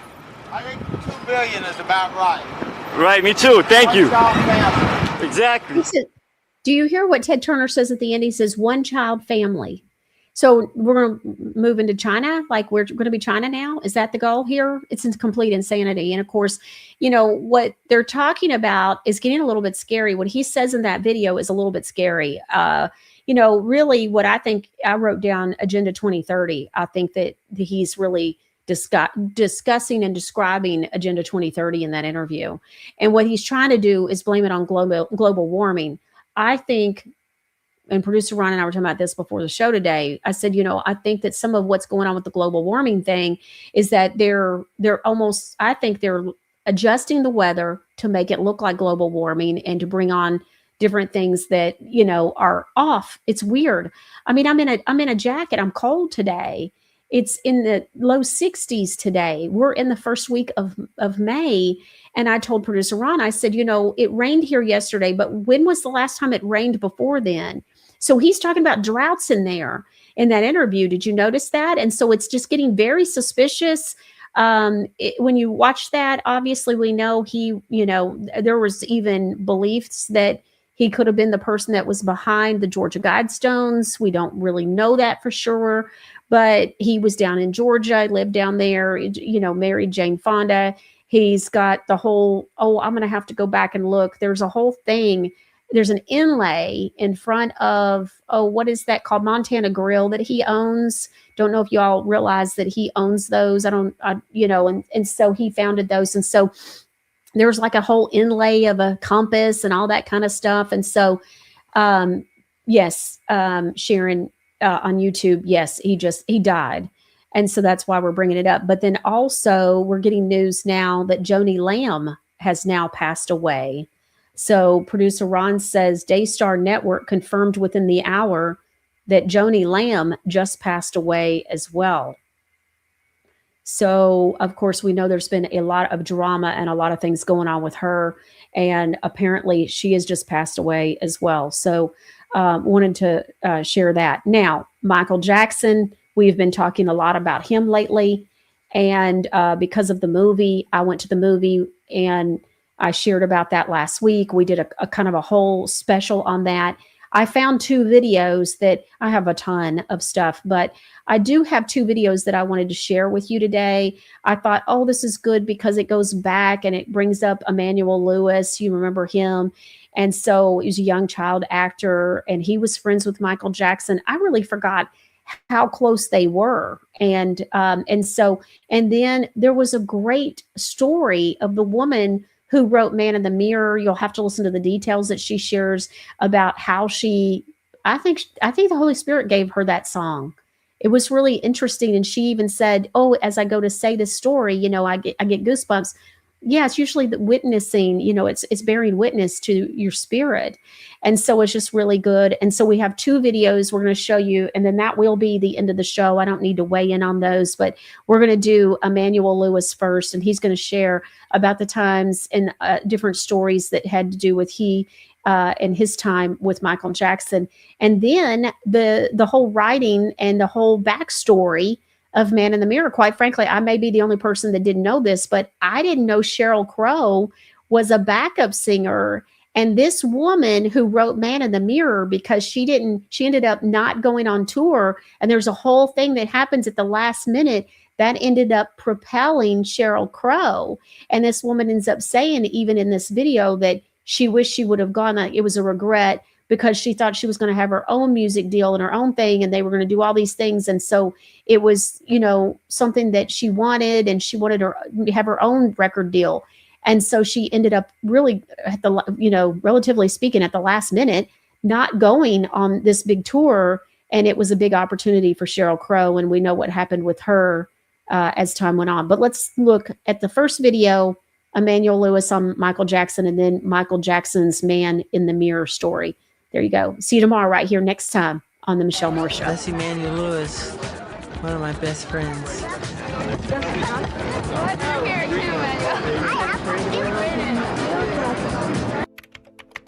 Your Michael Jackson years.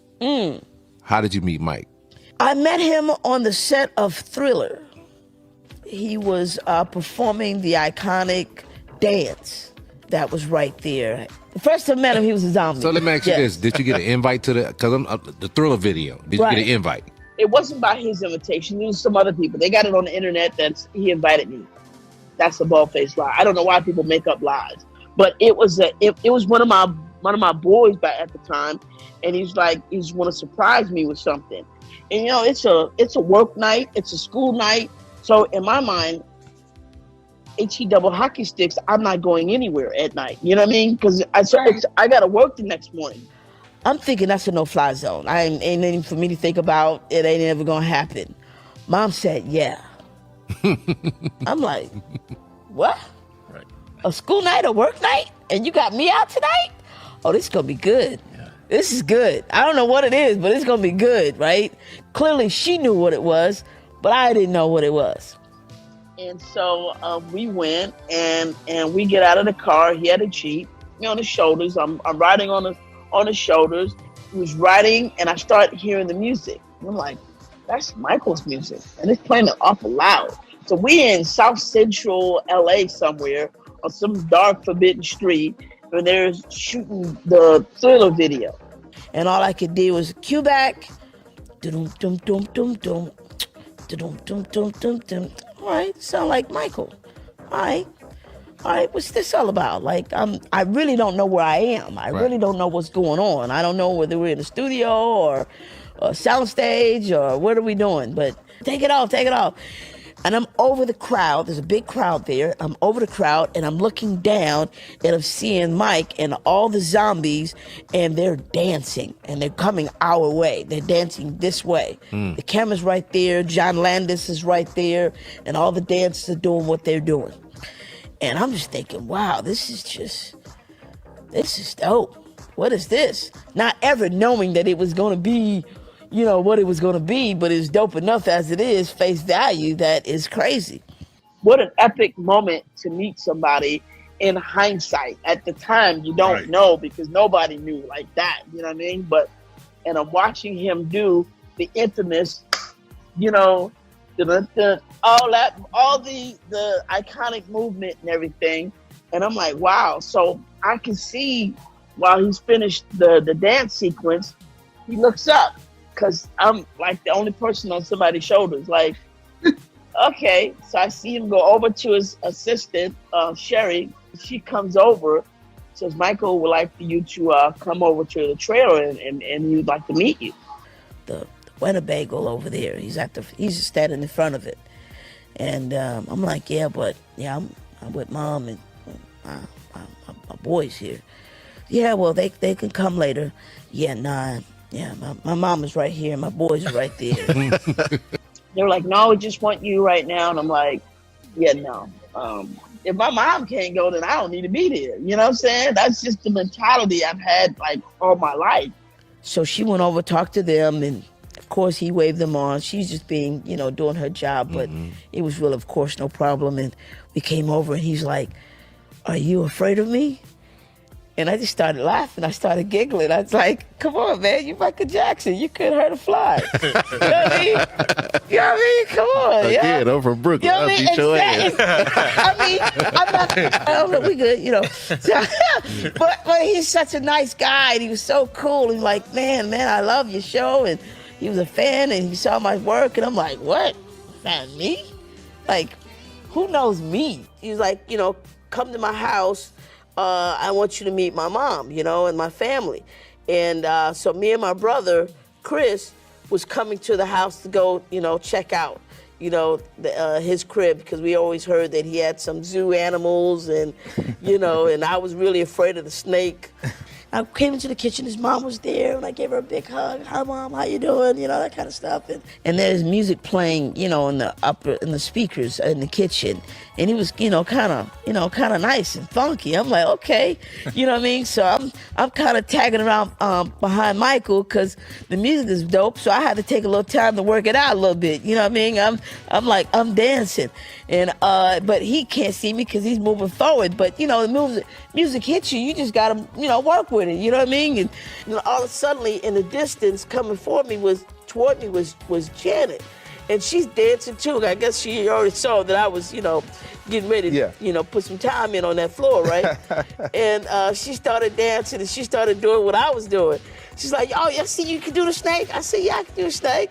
She's like, can you take it to the back? I'm like, yeah, I can take it to the back. You know what I mean? And I'm like, all right, yeah. I'm doing the word, She said, can you go backwards? I said, go backwards? She said, yeah, like this. And I'm like, okay, okay. So we're in immediate dance off right then and there, and that's how I'm meeting Janet. Is a dance off. That was pretty much how we met. We met over exchanging dance moves. Really? And it was really good. So did she rip you off then? No, not at all. Michael did many times, but she really? didn't. Okay. But she didn't. Yeah. What can you do? What would you like me to do? The moonwalk. The moonwalk.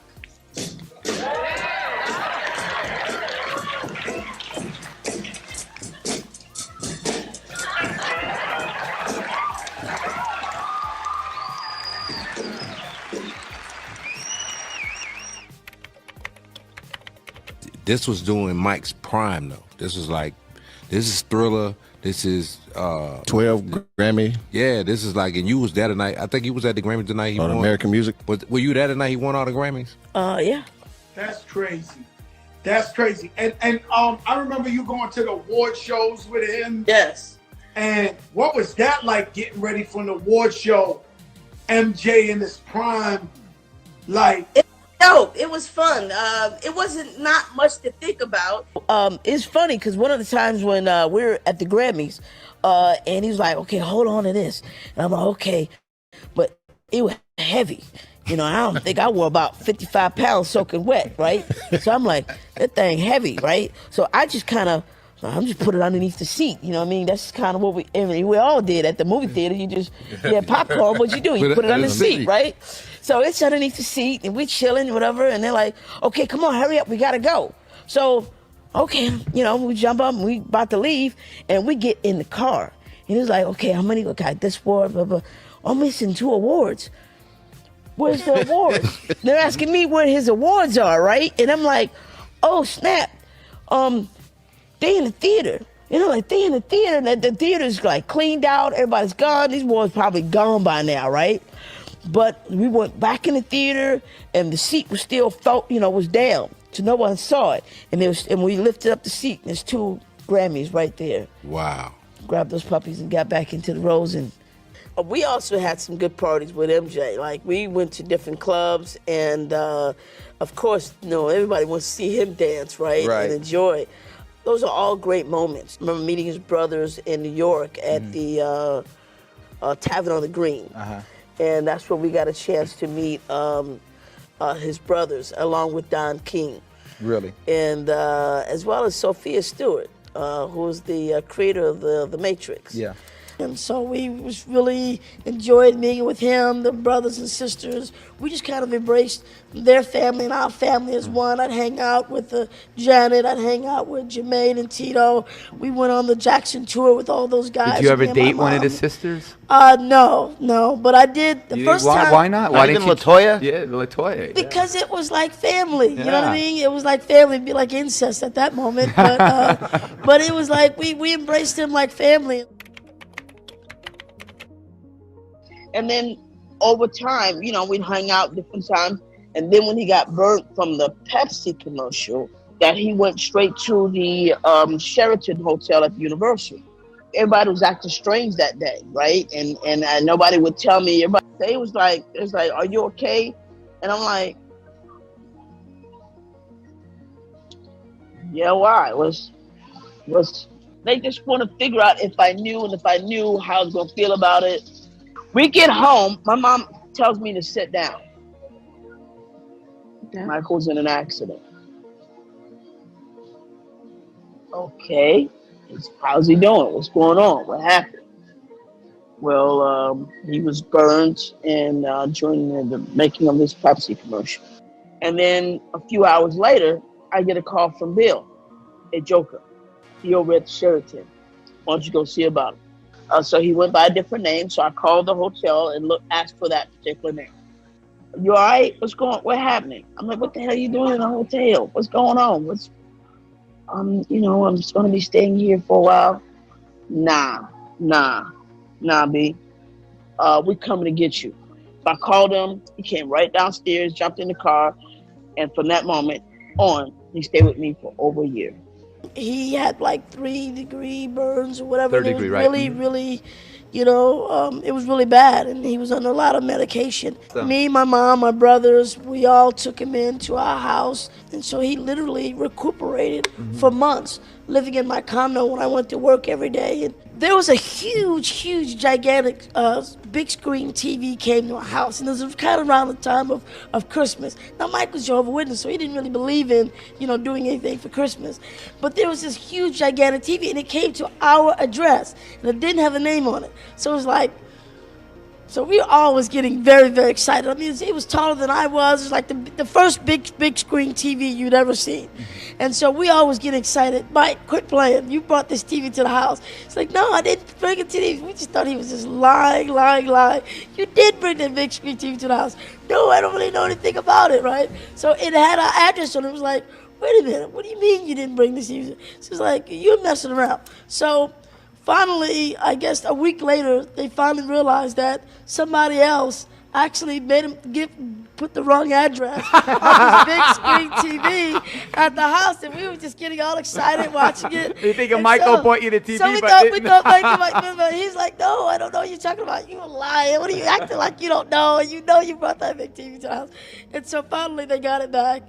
And then Then he bought you one. And then he actually bought the Did he really buy one? bought, I was just joking. big Wow. screen TV to the house, and it was exactly the one that was there. So that was pretty wild. Yeah.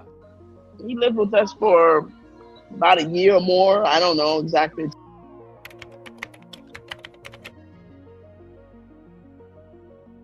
Okay, so that is home footage.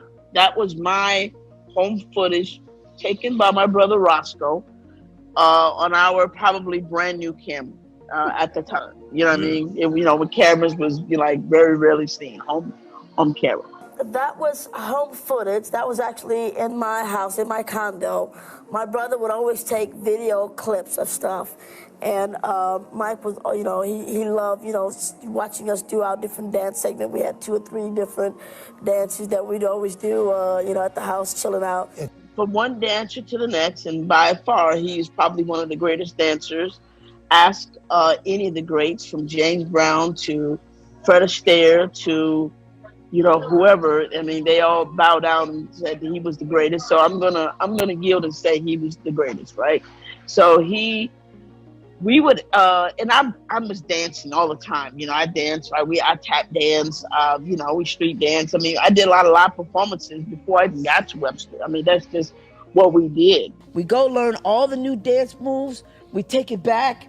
Me and Mike would go dance, and we had like a combination that we would do. So it's like on YouTube somewhere, where we would go in and there's certain dance. We had more than one, but we had different dance moves that we would do, and we would come together like, you remember the dance move? No, do you remember the dance move? Okay, so all like different friends or different dancers, we all had our own sets. So we had a routine. When dancers get together, any of your boys get together and y'all can dance, we always had a routine. And so, different music sparked different routine. So this is a routine that I kind of choreographed a little piece of it, and I stole his moves to put in the routine. And of course, I love Thriller very much. So that was some of that ones. That was some of Beat It. It's a routine that Michael and I used to have. He's like, you used to always tease me. I used to say, you remember the routine? Like, I remember. You say, do you remember the routine, right? So we used to always be like, yeah, I remember the routine. So we'd be like, all right, let's go 5, 6, 7, and we would do this. Let's go this one.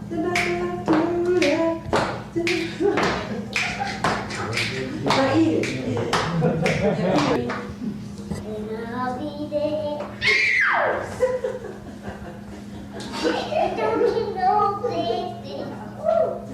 I'll be there.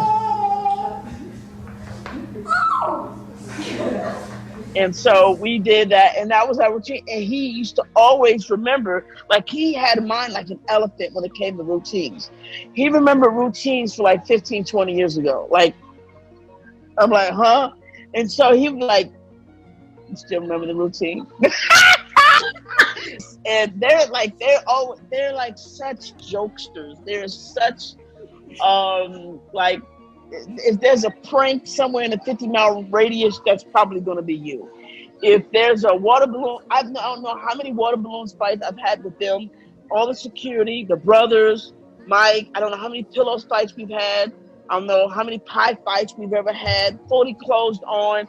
It don't even really matter. Like, it can go down at any given time, at any given moment. Yeah, water balloons. Yo, boom, pow. What the? Oh, no, wait a minute. He used to drive himself? Yeah.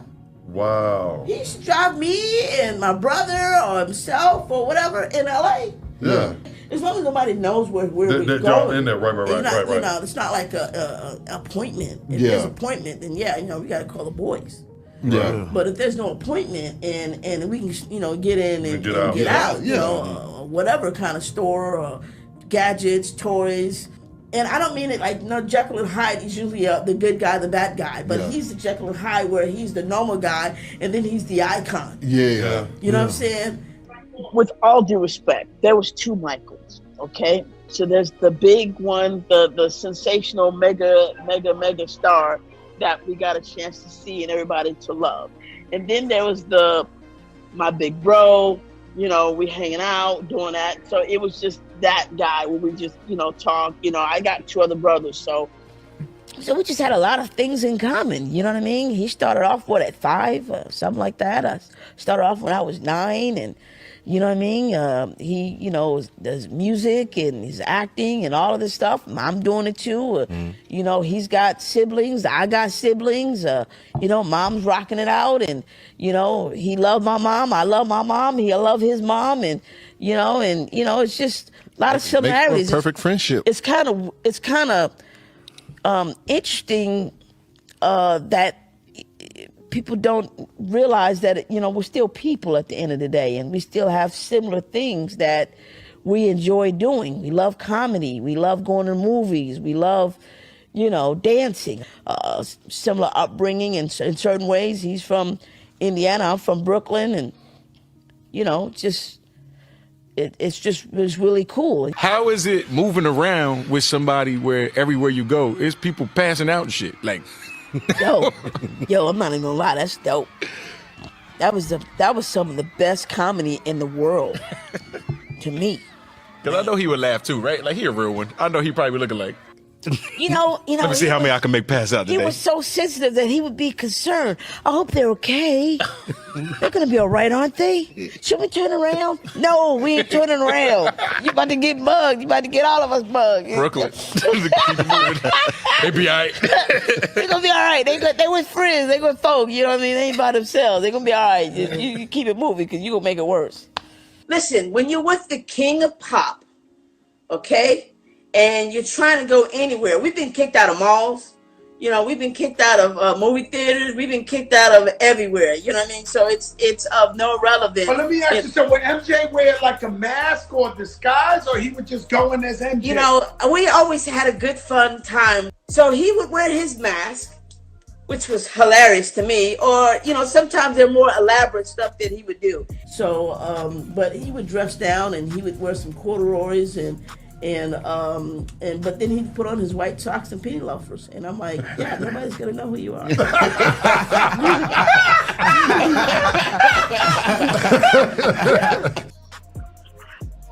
His disguise, okay, was hella funny to me, okay, because he would have a fedora on with the mask on, white socks, and penny loafers.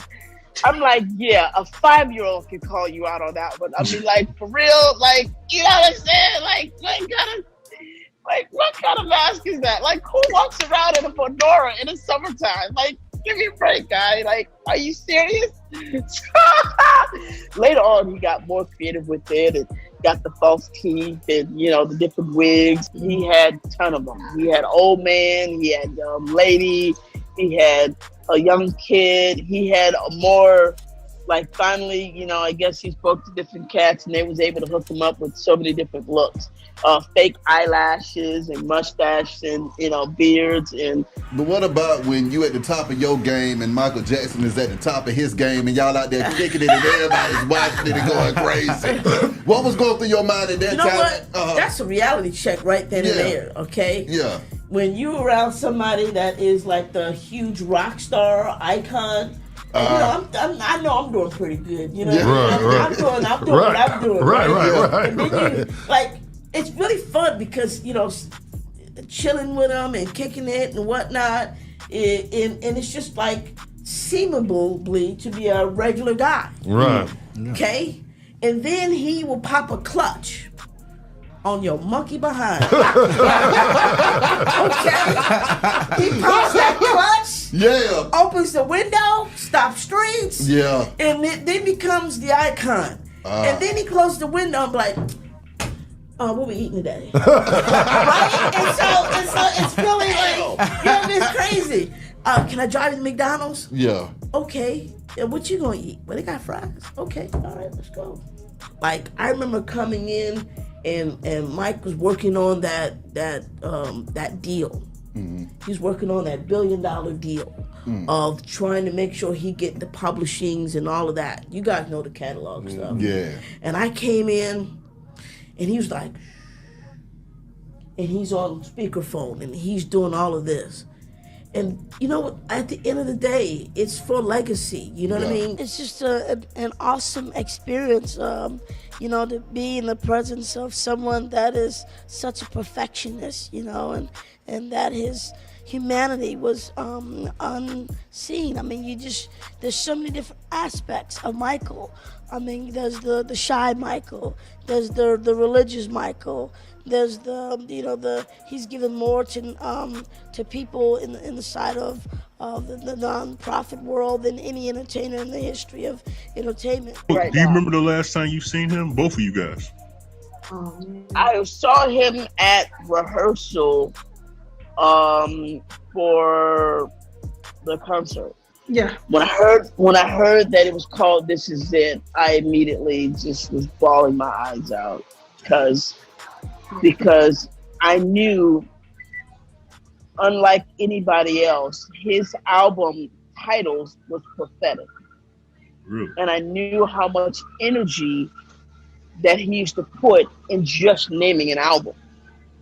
And all the concepts and the feeling and what it means.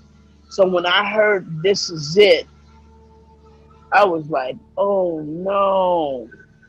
And he told me that before that album was even done, that, you know, something might go down or whatever. And you know, but it's because you hear it don't mean you accept it. Just because you know it don't mean you ready for it. You know what I mean?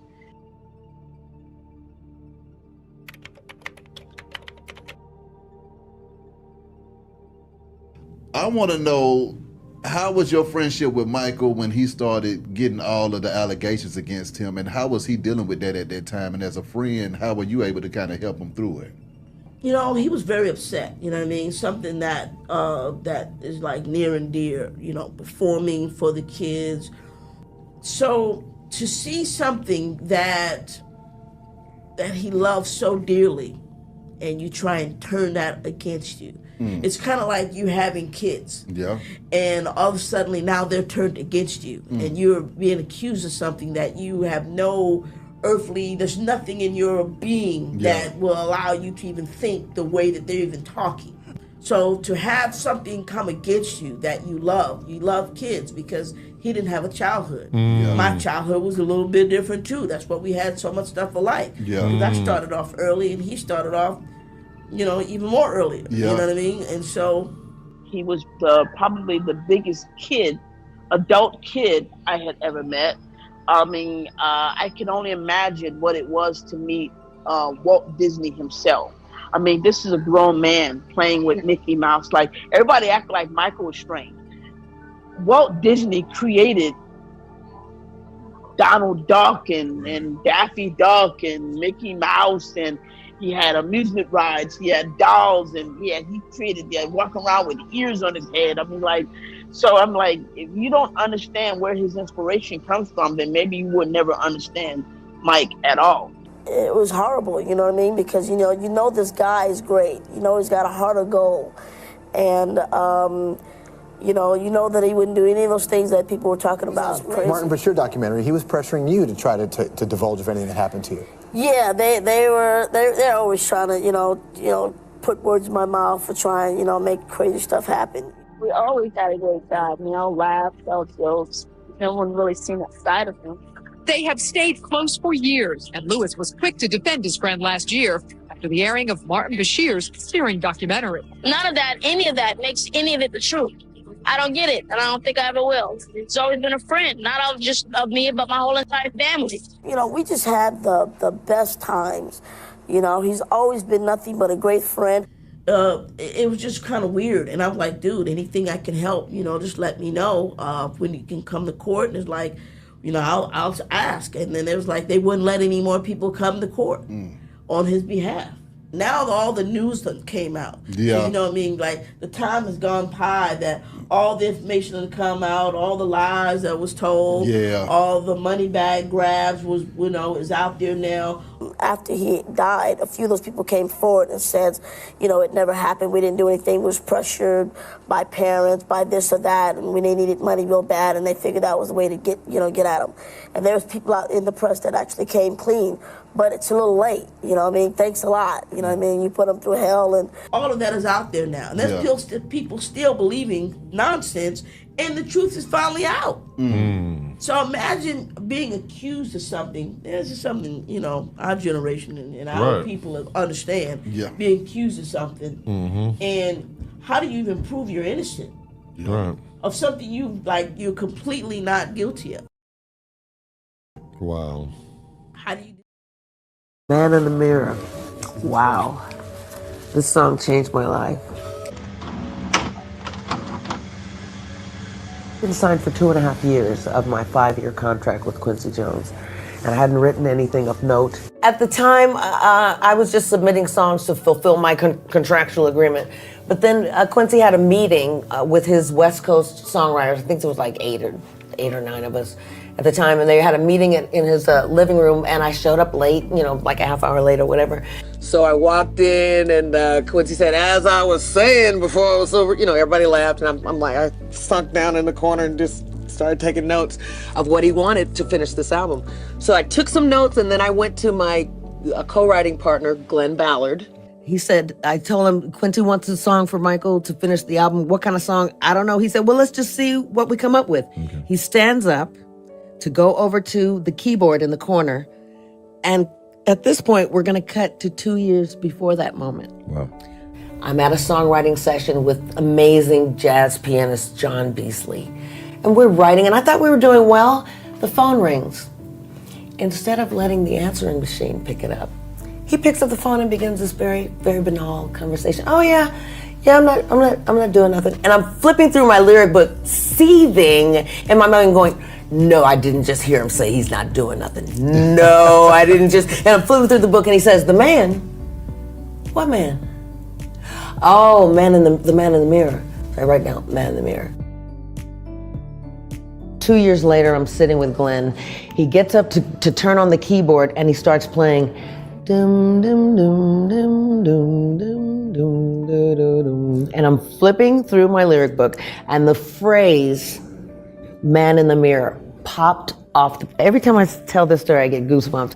I started writing. I was like, I couldn't get it out fast enough. I couldn't write the ideas fast enough. Friday afternoon, we met, demoed the song. Friday evening, we had a great demo. We knew it. We hugged, said this is a great song. But we didn't know Quincy was gonna feel the same way, and then if we got past Quincy, we didn't know what Michael was gonna say. Friday evening, too late for the Quest publishing offices to be open, and for some reason, I could not wait. So I called Quincy, I said, Glenn and I have just written this great song for Michael. He said, wonderful, turn it into the office and I'll hear it on Monday or Tuesday. I said, Monday or Tuesday? Quincy, can I just drop it off? No, Sid, I've got 12 people in my dining room and I'm having a meeting. I can't. Quincy has 6 daughters. So he knew this little argument we were having, futile. So he said, all right. He hung up the phone. So I went to his house and I dropped off this cassette, right? Quincy comes out of the dining room. He opens the dining room door and there are 12 suits sitting at his dining room table. So I'm okay. I said, Q, here's the song. The only thing I ask is that you just get back to me as soon as. He said, all right, shit. And he closed the door. And a few hours later, Quincy calls me at home and says, Sid, my nickname, this is the best song that I've heard in 10 years. And I'm like, and then he said, but, Michael, we've been in the studio for 2.5 years and Michael has yet to record a song he didn't write, so I don't know. But don't worry, if I don't record it with Michael on his album, I'll record it with James Ingram on my record. And I'm thinking, I mean, I love James as much as anybody, but Michael, so I had to let that go. And a couple of days later, Quincy called me and said, we in the studio recording your old piece of song. And I'm like, I couldn't believe what he was saying. And then I heard, but Michael has a problem with the chorus. And he said, he really wants you. He said, hold on, Sid. And then I hear, and Quincy said, yes, Sid, Michael really wants you to bring home the idea of the, hold on. He puts Michael on the phone. Oh my God, okay. Oh my God! But on the phone, how can I help you? The first thing that Michael said to me was, I love this song. The second thing Michael said to me was, I love your voice. I don't even know what made me have the audacity to think I could ever write anything that he would want to record, because every songwriter in America was submitting songs to Quincy for Michael. I didn't want to write another ooh baby baby kind of song. I really wanted him to say something to the world, because I recognized he had a huge platform and the whole world was listening to whatever he had to say at the time. When I first met Michael Jackson, it was in this room. And we spent a lot of time here recording Man in the Mirror. It was such a good feeling for someone like that to say, I want to do this like you did it. I mean, he's Michael Jackson, for God's sakes, you know. He could have done it any way he wanted to do it, but he wanted to do it like I did it. And that was just, for me, that was the highest compliment ever. When I recorded with Michael, I really got to know him a little bit, and we liked hanging out. He was fun. He always thought I was so crazy. Because when I met him, I wasn't the fan. I wasn't like, oh my God, I can't believe I'm meeting you. I was never that. Right. That time when we were recording, we spent a week in the studio together from the time we started recording Man in the Mirror. He's very smart. He's very smart. Smarter than I'd ever given him credit for. Very knowledgeable about being black. Really? Very knowledgeable about the struggle of black people in America. I didn't think he was even vaguely aware of that. But yeah, we had long conversations about that.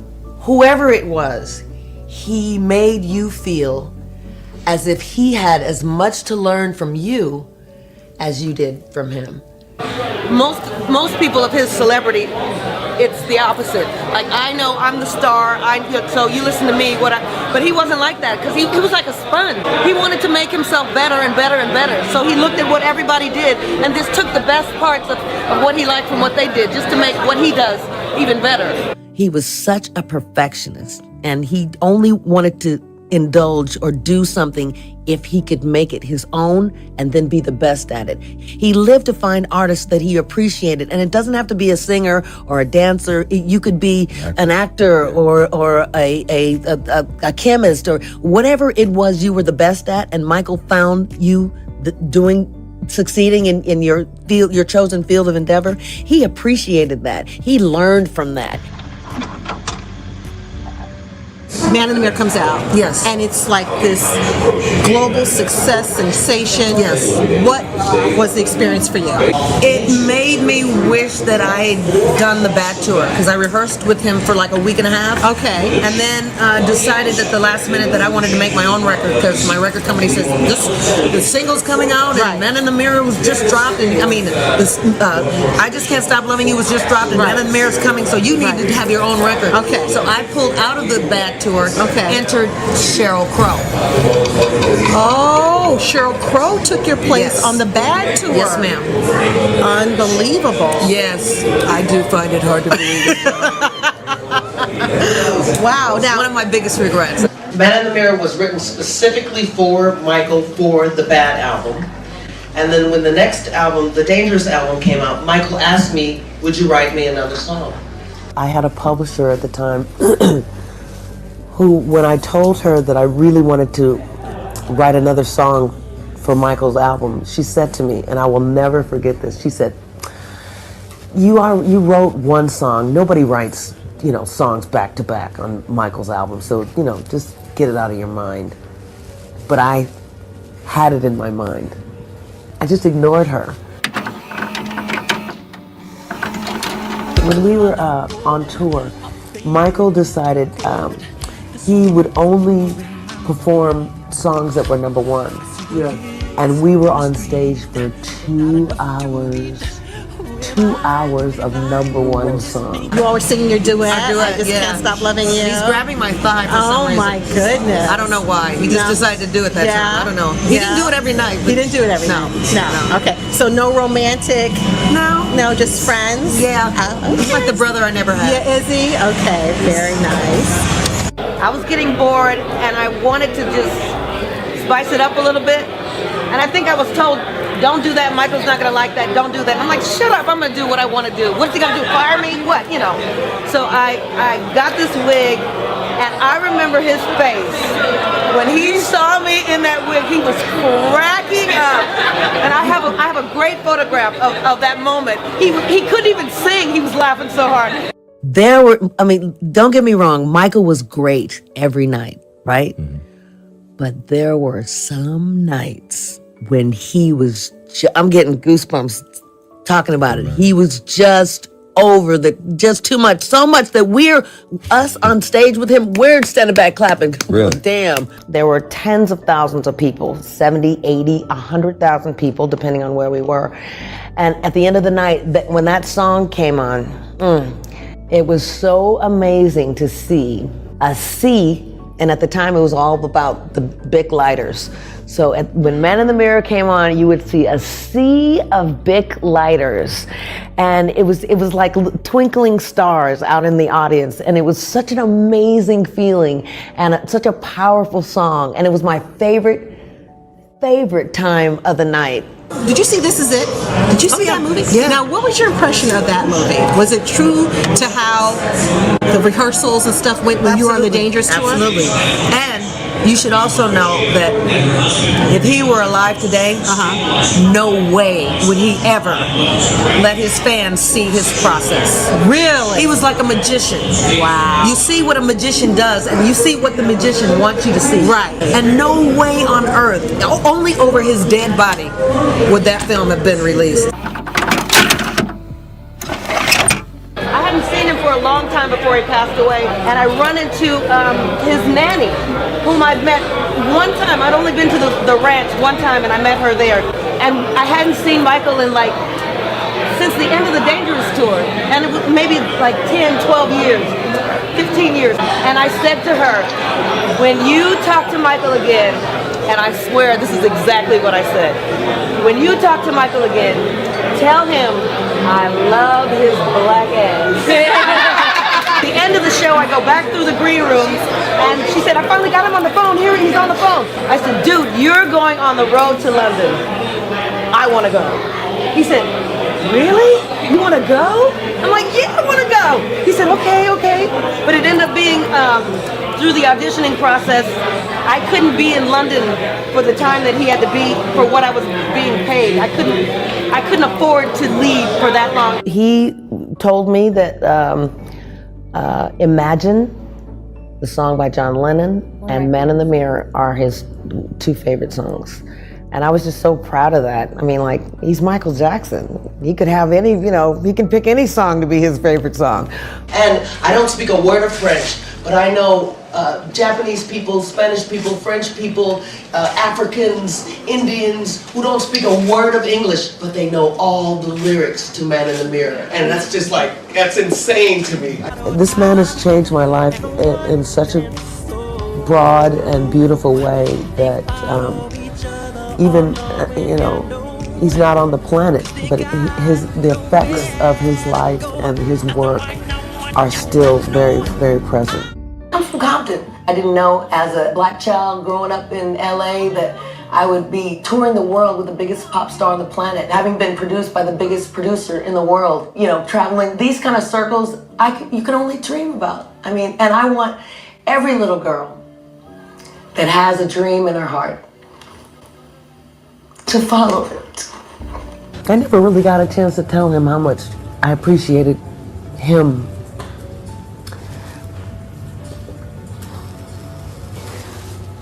I'm sorry.